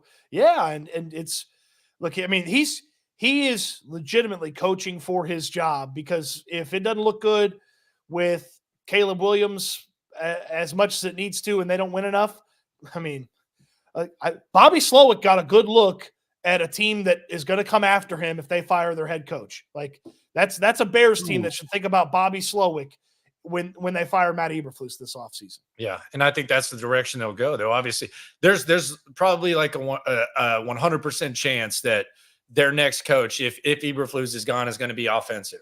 I mean, it's going to be an offensive. Oh yeah. Coach. So yeah. I wouldn't be surprised if Gerard Johnson got an interview there as well. That's just kind of where we're at. It is SNL Reaction Monday. Got the big announcement coming up in the next 40-ish minutes. Also, we'll get into the state of the AFC South and everything else that went down. But we're diving into the Texans win over the Chicago Bears here on Reaction Monday. I have a question for you. Bring it. You're the perfect person to answer this, because you have a more critical eye than most. Oh, wow. That's kind of hurtful. That's kind of a backhanded compliment, but I'll take it. Did a Derek Stingley interception cover up a blah day from Derek Stingley? I didn't think he was that bad. I do think that there were opportunities for Derek Stingley. Like, I think this is I don't know. Like, does he get credit when the quarterback misfires? Like, is there a chance that there's like an element to Derek Stingley where the quarterback's like kind of pressing because he's aware of how good Derek Stingley is playing the ball? And I say he's got the ball skills of a porn star. Like Anthony Richardson missed Mitchell on an open touchdown last week. There were a couple of plays that Caleb Williams probably could have made, some big plays where he was in the vicinity. I didn't think he was that bad, but I did think he was worse last week than the statistics showed. So I don't think he necessarily covered up like a blah performance, but did he look like shut down Derek Stingley that we saw last season when he was defensive player of the month? No, but I don't think he was terrible. And I also wonder if there's like a hidden element where quarterbacks kind of press when they're throwing his way. So I hadn't thought about that aspect of it, where some of the effects of Derek Stingley are hidden within the performance of the opposing team. So I hadn't thought about that, but I felt like there was a couple of just quick DJ Moore things where it looked like DJ Moore, and look, that's a really good wide receiver. I don't want to sit here and act like some slappy was giving Derek Stingley the business. He wasn't. Moore's one of the best players on the Bears, but it just felt like there were some moments where there were some easier yards than I expected against Derek Stingley. That's fair. But also, I mean, I don't think he was terrible. I don't think he wasn't great, but he has kind of set like a high standard. It goes back to the Jean-Jacques Taylor story that I tell every time, and I think it's one of the most valuable experiences of my career. Shout out to Jean-Jacques Taylor, one of the all-time columnists in the state. But he was arguing with the player that he was criticizing, who played okay, and the player was like nose to nose with him in the locker room, and he was like, "How the F you gonna say that?" And he just calmly said, "Do you want me to evaluate you for what you were when you came into the league as a late draft pick, or do you want me to evaluate you like a guy who just got a good contract and is making a case to be a really, really good starting corner? Like, which one do you want?" Players shut the hell up and kind of saw his point. And I think that's where Stingley is. I think the bar is really, really high for Stingley right now. That's the thing, is maybe I am critical because I hold him to the highest of high standards. And, you know, when I do see a couple of plays where, okay, that guy got loose, you know, it does stand out a little bit more than usual. Sports Talk with D, swarming the super chat. You ain't never hate. Swarm. Gracias, mi amigo. Let's talk about the other corner, though. Kamari Lassiter. He had one interception that counted, one interception that did not. That duo, man, And who knows what the Texans do if, I don't know, there's not a defensive tackle taken early in the draft. Who knows what the Texans do if Kool-Aid McKinstry remains on the board or Dejeen remains on the board. Who knows? Maybe they like Lassiter enough. But I think it's kind of like the CJ situation. It might be kind of like the Stefon Diggs situation where those were plan B. Kamari Lassiter is an effing good number 2 corner, and I don't want to get too far ahead of myself, but I'm going to do it. He could end up being a great number 2 corner. He looks unbelievable for a rookie cornerback 2 games in, and he looked unbelievable in camp as well. This might end up being a hell of a pick by Nick Caserio and D'Amico Ryans. He is awesome. He's never looked out of place. He's from the moment he put on a Texans uniform, he has never looked out of place. And first couple of weeks in, yeah, there was the Adonai Mitchell close one last week where he had the penalty and Richardson overshot him. But he took care of his business last night. And you knew that he was going to get tested because if Stingley ends up on Moore, and that's a matchup that is tough for the Bears to win on a consistent basis, they got to go after Kamari Lassiter. Hearing Lassiter break down, and I know you played his comments last night on your post-game show, and I was, there as hearing him break down in extreme detail how he was able to assess where that ball was going and ultimately come up with the interception. Like, there's a lot of physical gifts there, but between the ears, to me, is where his mentality is just, it's insane.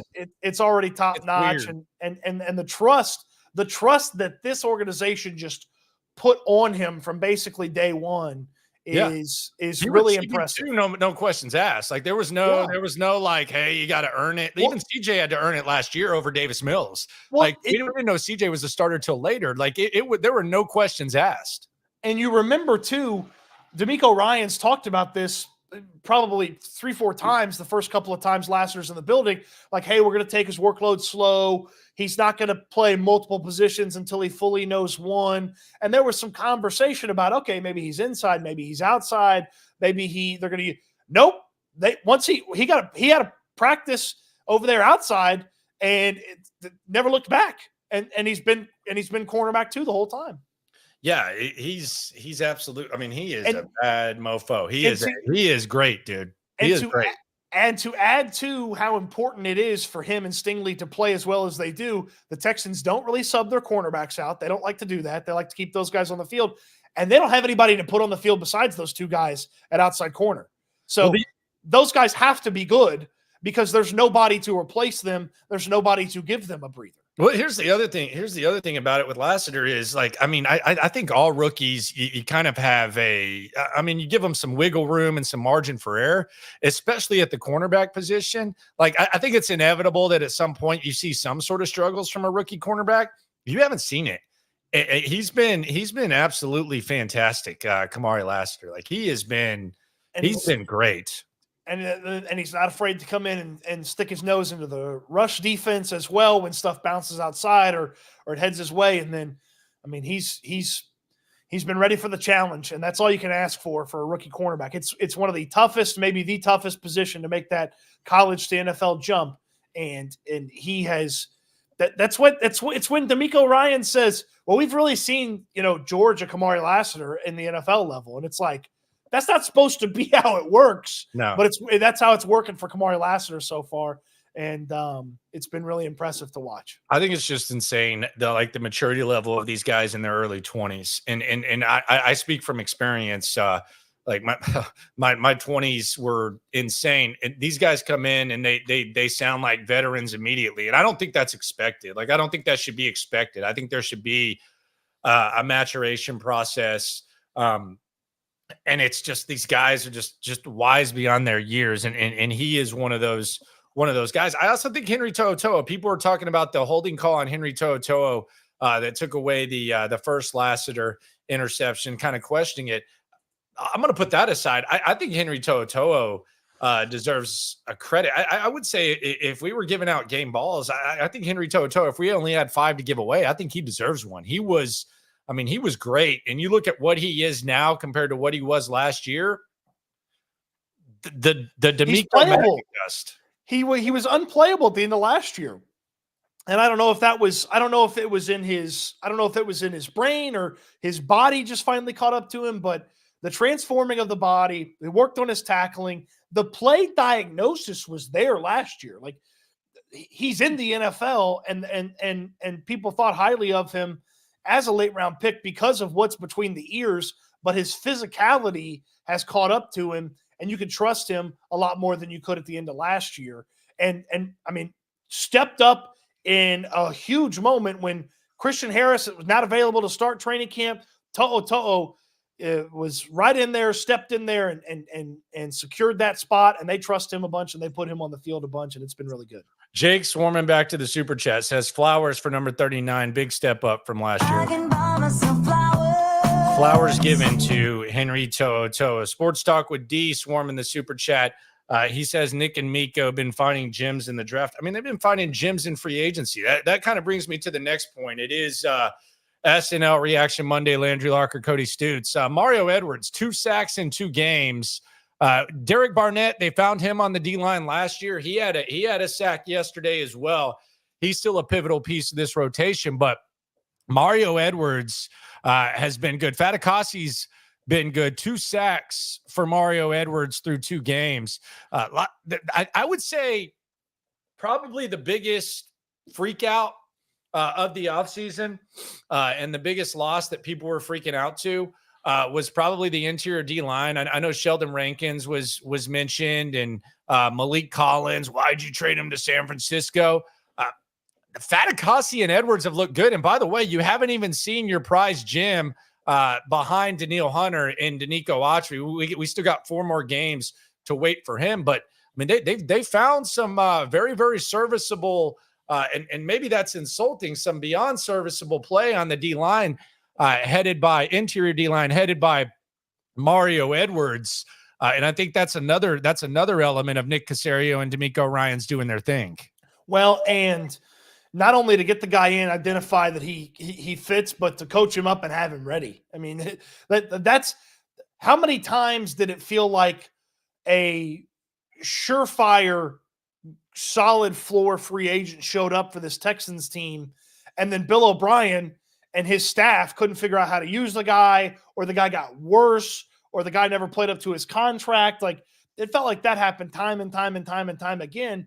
And the Texans, you know, they went with guys that they felt like can just execute exactly how this defensive tackle spot needs to be operated. And that's what those guys have done. You mix in a little Khalil Davis, you mix in a little Tim Settle, but they trust Fatukasi and Edwards to be in there and be nasty, and to identify a guy in Edwards that hasn't played in this style of defense for a decade, man. Yeah, and to not have experience and feel like you can get him up to speed, and then to go find Fatukasi, who's got a little experience in this front, and have those 2 guys execute the way that they have through 2 games. It's been a really good job, and hats off to Nick Caserio for finding them. Hats off to D'Amico Ryans and company for coaching them up. Shout out to David White. He is swarming the super chat. You ain't never hate. Swarm. Wait till Autry comes back. And the thing I like about Autry coming back is I don't think he disrupts flow.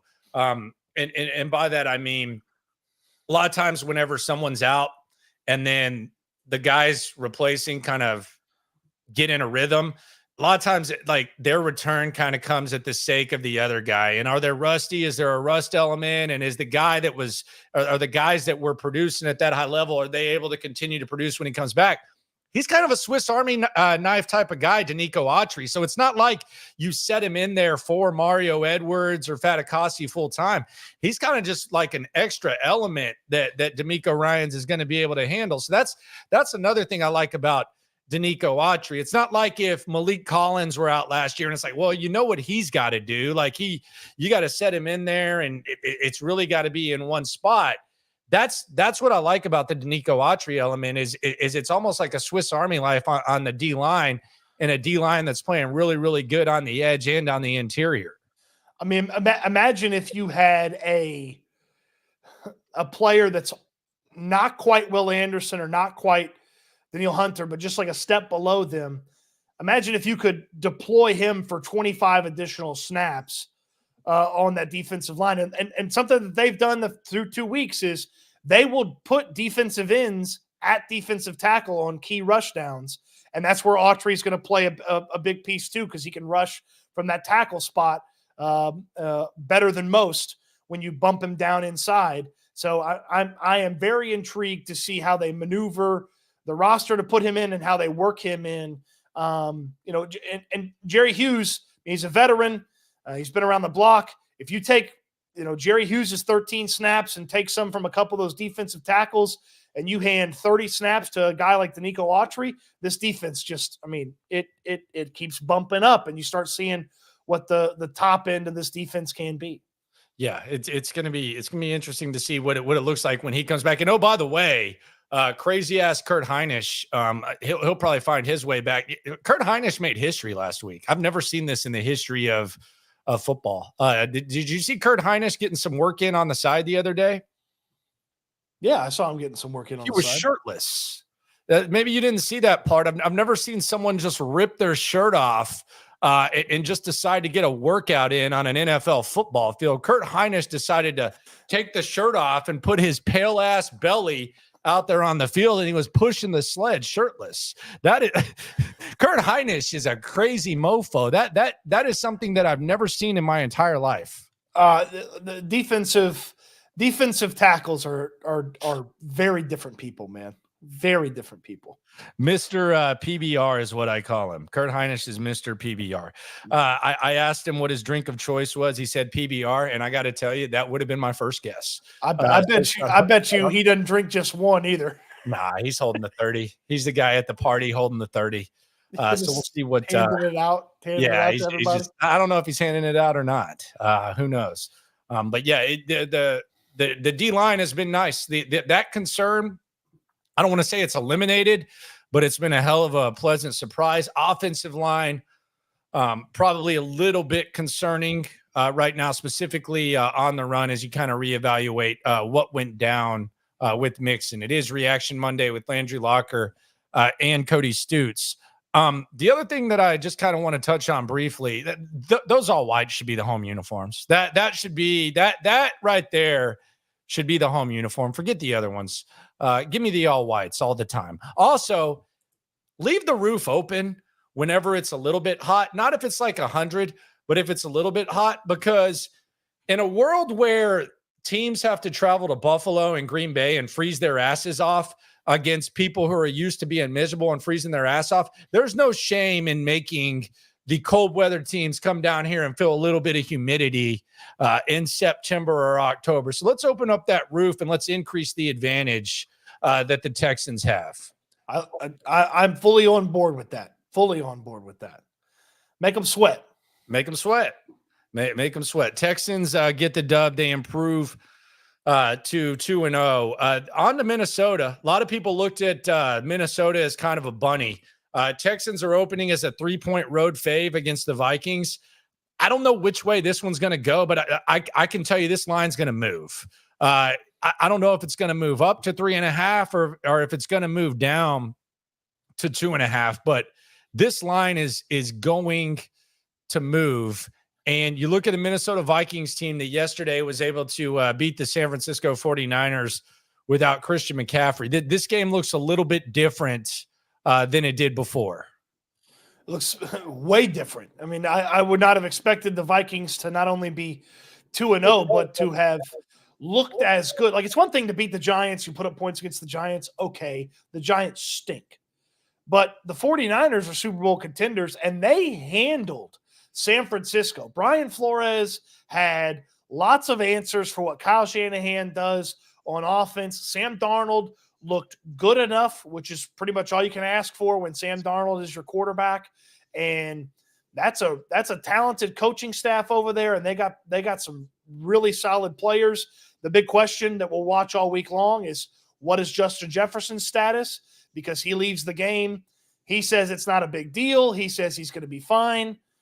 We've heard that from players, and the next thing you know, they're missing a couple of weeks. But if he's ready to go, which if it's a quad, so I feel like that's something that you can go Sunday to Sunday and play with.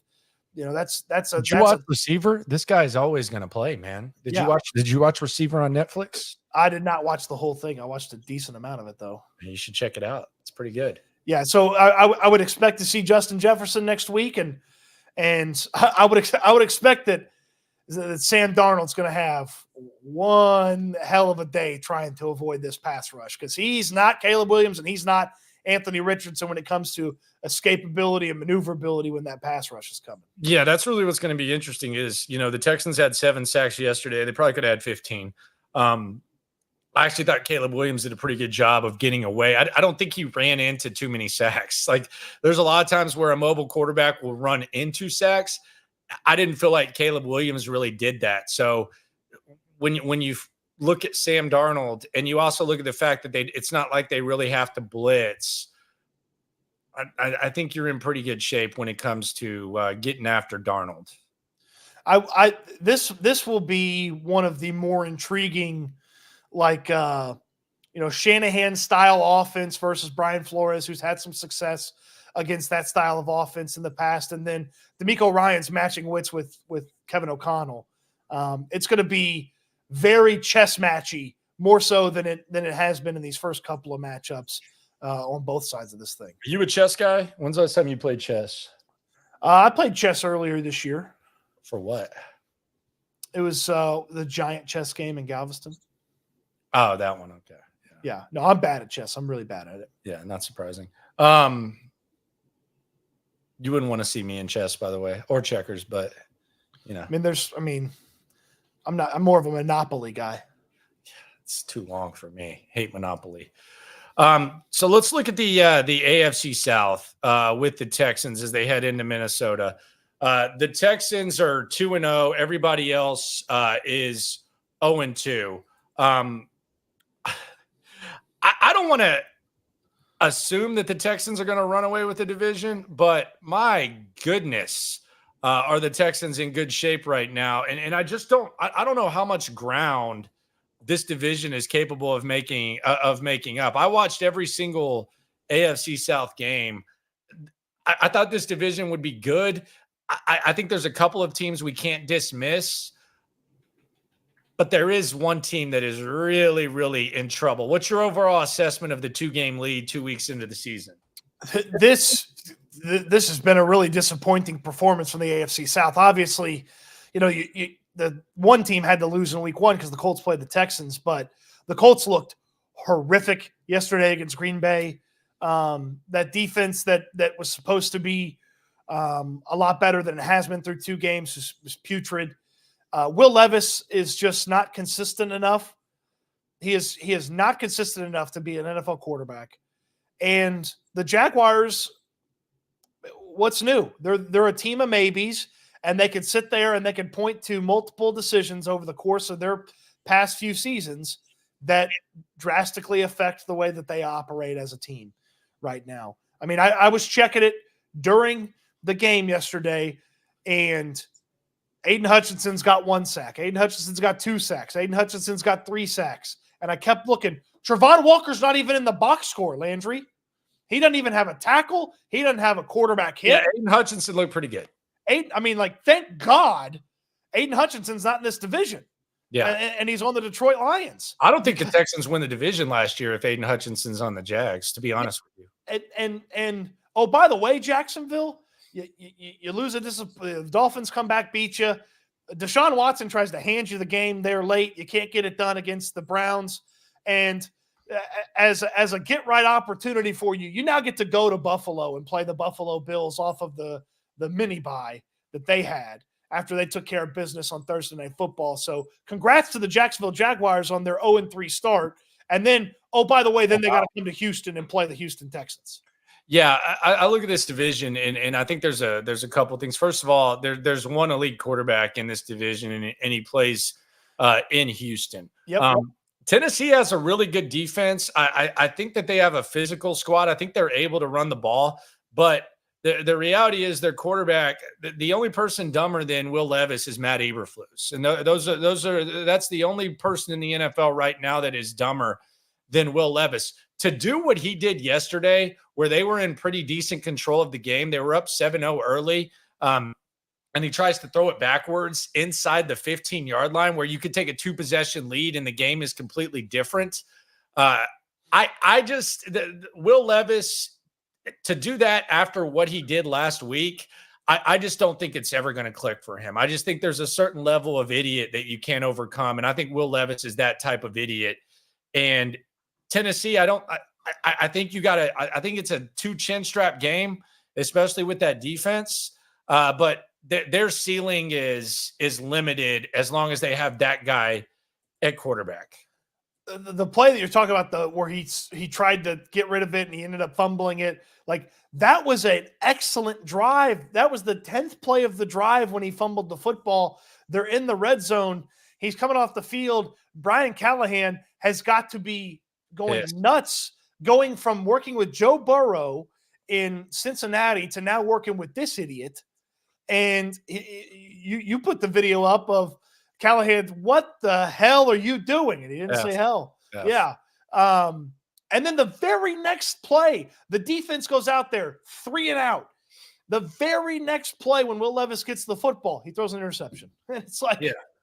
And that's why you call him Gosh Allen. By the way, Will Levis selected with the Texans' original 2nd-round pick. So kind of a snowball effect to the Will Anderson trade. Not only did you acquire Will Anderson, you also indirectly led to Gosh Allen ending up in Tennessee. So from Tennessee's perspective, I think they're about what you thought they would be with the limitations at quarterback. But I think their defense is one of the more physical defenses for sure. And Jeffrey Simmons and Sweat against this interior O-line, a little bit scary for me when it comes to the 2 matchups against the Texans. But that's the Titans. The Colts have a serious problem because they're in some big trouble, man. They can't stop the run. They've allowed a 150-yard rusher 2 straight weeks. I thought Shane Steichen was quarterback proof, but Picasso can't put together a masterpiece with a leadless pencil. And Anthony Richardson is a leadless pencil. You cannot do basic things with Anthony Richardson. And the stats aren't great. He threw 3 interceptions yesterday. Some will say, well, the 3rd interception came on the Hail Mary. Nah, it should have been, he should have thrown the interception earlier on in that drive. First pass goes right off the defender's hands into the arms of Alec Pierce. So Anthony Richardson's actually been worse than his stats. And I think he might be the one quarterback that can't make Shane Steichen look good. They're in a really tough spot. Minshew was better than him, and they can't stop the run. Adonai Mitchell could easily lead the league in receiving, but Anthony Richardson just continues to miss him. The Colts, we looked at them as perhaps the biggest threat to the Texans. When you can't stop the run and you have a quarterback that can't do the basic things, they might be in trouble. I mean, I'm glad the Colts linebacking group's got a podcast empire, because they're going to be out of a job. They keep doing this. Yeah, they got Joe Budden on the other day. That's a big get. Yeah. Well, you know what? They need to get in the film room, figure out how to stop the run is what they need to do. Like, 2 absolutely embarrassing performances from what was supposed to be a really good front 7. And I know DeForest Buckner's got a back injury, and that kind of sets the tone for everything when he can't be that guy. Here's what I am baffled by with the way the Indianapolis Colts have operated through the first couple of weeks. Landry, Jonathan Taylor's rattling off 8.6 yards per carry yesterday. He had 12 carries in this game. The game was it was 10-0 in the first quarter. It stayed 10-0 until the third quarter when they traded field goals in the third quarter. Like, this game is always close enough for them to run the football with one of the best players at the running back position, and they seemingly feel like they have to throw the football with a guy who can't throw. Okay. Like, he can't consistently put it together.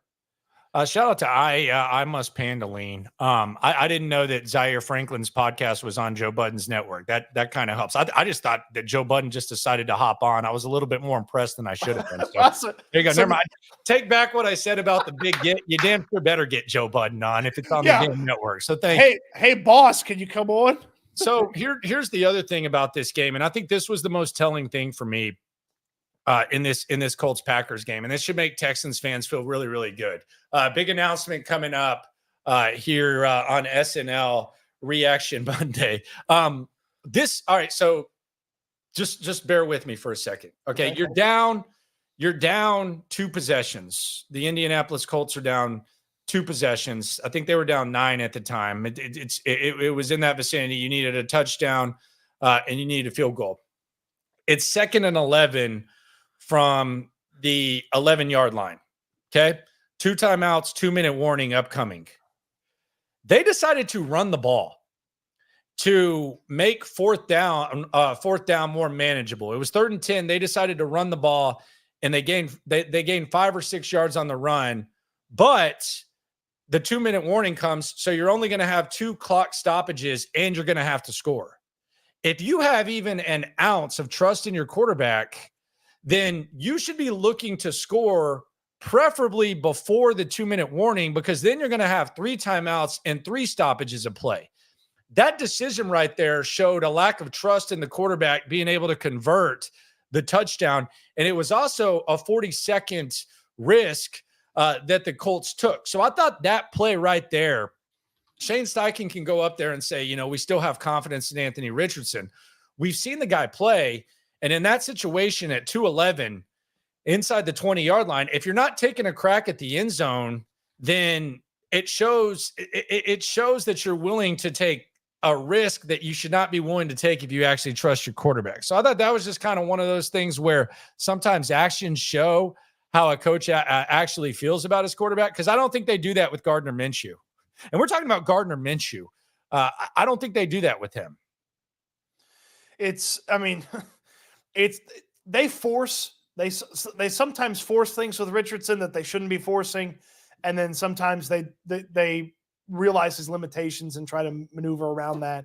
And he is not going to be the guy there, and they're going to be looking for somebody, and there's going to be a new general manager to figure it out too, because of this. Here's the other squad that we wait. One Texans thing about 2-minute warnings and such. Mm-hmm. When it's 2:02 and the play that you're going to run is going to take you to the 2-minute warning, I maybe would have thrown the ball on 2nd down there, trying to finish the game out for the Texans at the end of the second half. Yeah, they ran the ball on 2nd down, and ultimately, okay, you get to the 2-minute warning. You would have got to the 2-minute warning. Yeah. On a pass play. So, I mean, call the best pass play you have to try to get that 1st down. Yeah, the clock kind of stops. That's always an interesting battle, interesting chess match between coaches, especially like some coaches decide not to call a timeout outside of 2 minutes because the clock stops anyway. So you allow the team an opportunity to throw. So I always do that. Do think that's an interesting element, but I do get what you're saying there. And maybe we can ask Bobby Slowick about that when he speaks this week. Then we go to Jacksonville. Yep. I'll just say this. First of all, Doug Peterson, I think he's becoming a worse coach. I don't want to say this is like a Philadelphia Eagles remix, but it kind of feels like there was a peak in Philly where it was the ultimate peak. You won the Super Bowl, and then it just kind of got stale, and you can make a case it got kind of gradually worse. It does feel like on a lower level, that might be what's happening in Jacksonville with Doug Peterson. But the other thing about it is this. I feel like they've been the exact same damn team for 3 years now. And I'm not going to sit here and I'm not going to dismiss the Jags and say that they might not be in the mix at the end of the season, because I don't think they're an awful team. And I think they got potential to play really, really good.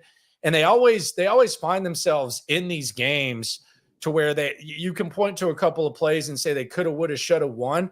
But it feels like the Jacksonville Jaguars with a quarterback like Trevor Lawrence that was supposed to be the second coming. It just feels like they've been the same effing team for 3 years now. Well, and here's a great example of them being the same team. They went into the offseason last year everybody who covered the Jaguars heard from Jacksonville, both publicly and at the podium, and then from sources inside the building. They want to transform the offensive line in the offseason. They want to transform the offensive line. They have 4 of the 5 same starters. They have some of the same backups. They have a new center. That's it. Like, you talk about it, they feel like they've been the same team. They are the same team. They haven't made drastic changes. Yeah, but the quarterback, I think the overall thing is the quarterback has been the same thing for the last 3 years. And let's be honest, like if we're ever gonna turn the red light on and have a reaction Monday where the Texans are in the AFC Championship or they're in the Super Bowl or God willing they win the Super Bowl, it's going to be because CJ Stroud continues to elevate his play to a point where you're able to get there. Yeah. Trevor Lawrence hasn't done that. No. Like he has not done that. And I don't want to say it's 100% his fault. I don't think the surroundings are what they are, but that's the bigger picture, is that the Texans have the elite quarterback. The Jags just have been the exact same thing. Yeah, I mean, and Brian Thomas Jr. has the game he has last week, and he had 4 targets in this game. Oh, by the way, he had 2 catches for 94 yards in the game, and he has 4 targets. Like, what are they doing in Jacksonville? Like what are they doing? They finally get a good draft pick, and they won't give the guy the ball. Yeah, and I think this is a good point by BG. And shout out to Brandon Scott for being in the chat as well. Actually, a special primetime edition of the Locker Room, which is my channel. Tomorrow, 10:30, Brandon Scott's going to join me on the night stream. We'll put a bow on week 2 tonight at 10:30 as well. Follow along with Cody on his channel. Big announcement coming up. I think this is the best way to put what we're talking about with Jacksonville. And I think this all kind of ties together. And we started the show with this. The Jags have been the same team for the last few seasons where they lose games the same way that they lose games. And they're in the same tier that they've been in.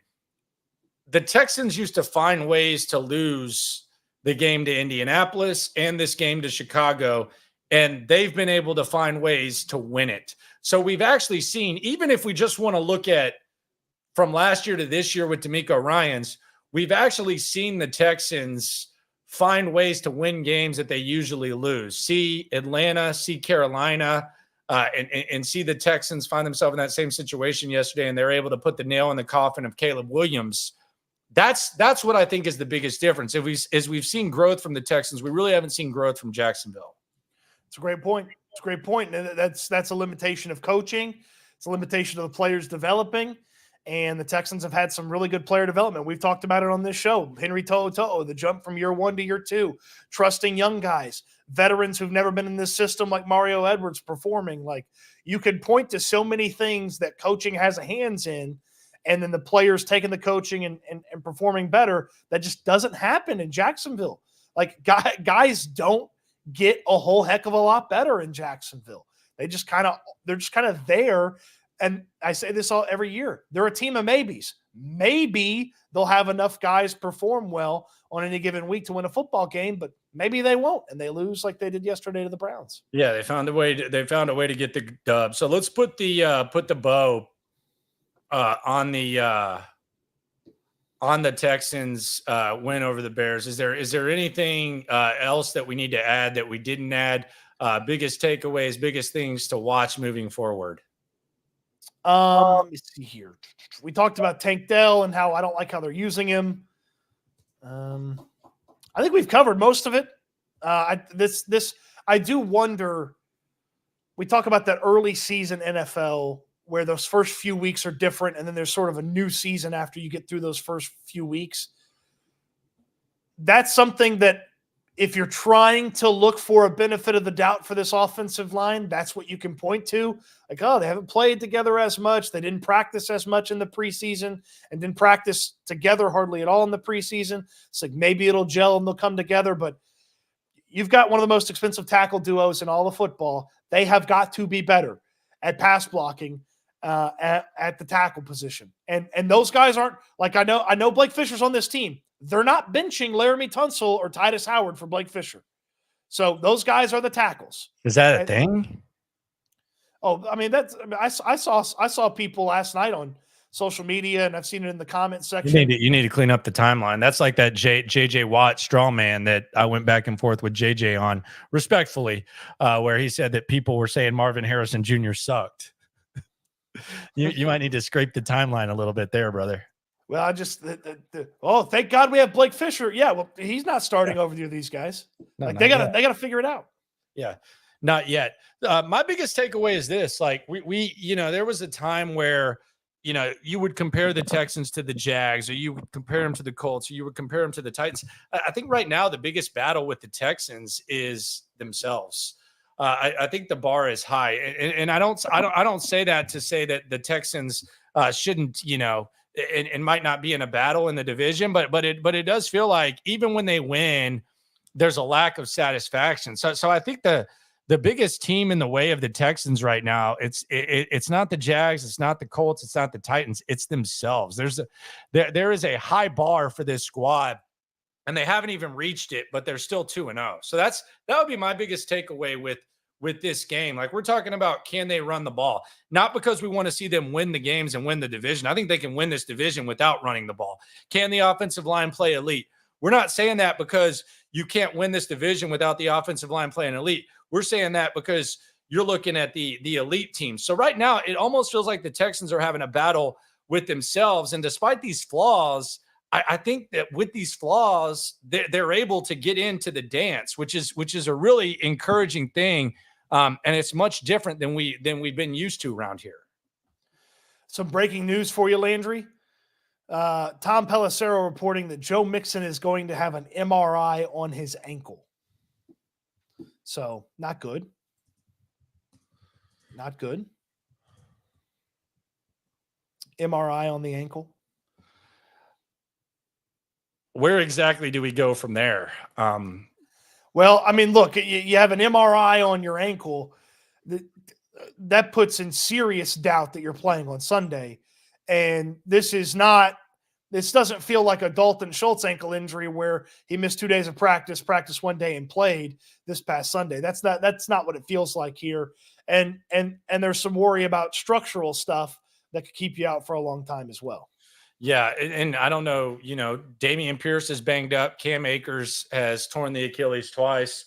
Yeah, Dameon Pierce has a hamstring injury, which doesn't get fixed quick. Yeah, this is just, it's going to be a passing squad. It looks like that's going to be what's going to be in the best interest of the squad, and the neglecting of the backup running back position.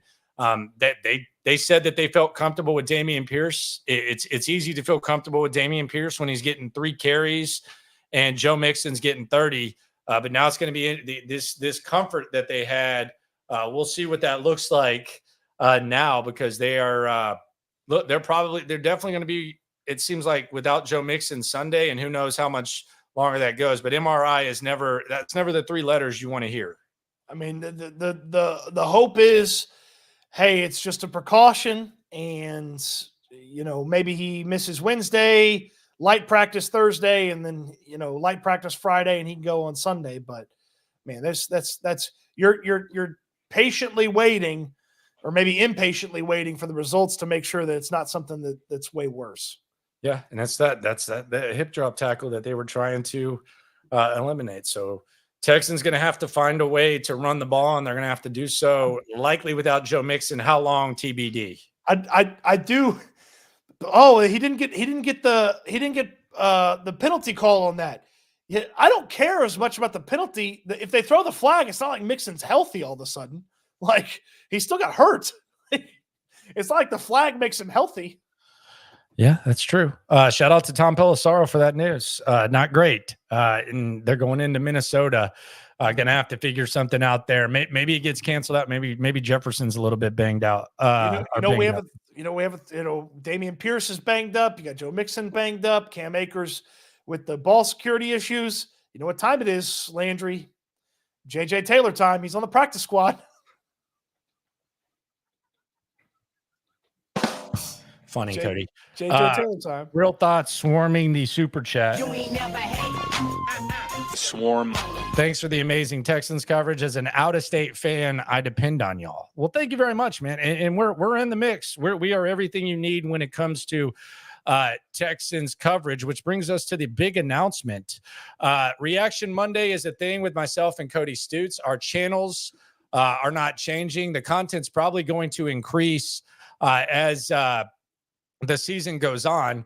But now you can get your daily fix of SNL. Myself and Cody Stoots will be going 5 days a week. It'll be a 5-day-a-week show. Reaction Monday, still at the same time from 8 to 10 a.m. We'll have a show Tuesday through Thursday, most likely at 9 a.m. Tomorrow is going to be at 9 a.m. We'll have a 9 a.m. show for you. 30 minutes every day. You'll also be able to listen to it as well as watch. So we're going to have 30 minutes Tuesday through Thursday. Friday, because the final injury report is so significant, that show is going to be a little bit later. So that one will be around 4 o'clock, 5 o'clock, because the final injury report is where we get a grasp of things. But you will have SNL, the Elite collaboration. You'll have that 5 days a week, Reaction Monday, Tuesday through Thursday, 9 a.m. And then Friday, right after the final injury report. So you'll get your daily fix. It's everything you need when it comes to the Texans, and we will not take it lightly. We'll keep you entertained and informed. Everything going on at practice. We're not here to fool you. And Landry talked about it. We want you to watch here on the YouTube channel, interact with us in the chat. If you can't watch it, though, it's going to be available in podcast form for you as well. So it's going to be available for you in an audio-only format, so you'll be able to catch the SNL combo shows in an audio format. We'll get that podcast link out later today. It'll be in the description of the videos going forward. It'll be on all the places that you get your podcasts. So that is in the works as well. So you'll be able to listen to the show if you miss it live here on YouTube. I think the best experience is watching it because you get the furrowed brows or the weird reactions to the things we say to each other, but you'll be able to listen to it as well. So we're gonna bring it, and we're gonna bring it better than anybody else. And we appreciate everybody for joining in and trusting us with their Texans coverage. And like Landry said, you don't need anything else when you got SNL. Darwin says we can do this without looking at you. Sure you can, man, my friend. And hey, I might be a recommendation. Do whatever you got to do, my friend. We got you covered. SNL. 30 minutes Tuesday through Thursday. We'll also sprinkle in the breaking news, but it'll be all you need when it comes to the Texans. That's another thing too. Is we got the schedule for you. You're going to have the dailies. When something big happens, we're going to be right there with you too. We're going to take care of you from that perspective as well. So, there's some places that just stay on a schedule. That's the only time you hear from them or see them. That's not the case with us. And, oh, by the way, still stuff on the locker room, on Landry's Nothing channel. changes there. Still stuff on my channel. Still stuff over at Houston Football. You can go read Landry's grades right now from the game right there on Houston Football. It's free for everybody to read. The Landry or the Landlock grades will be free every week for everybody on Houston Football. So, we are going to freaking bring it. The Texans have never been more exciting, and the coverage that you're going to get from us has never been better.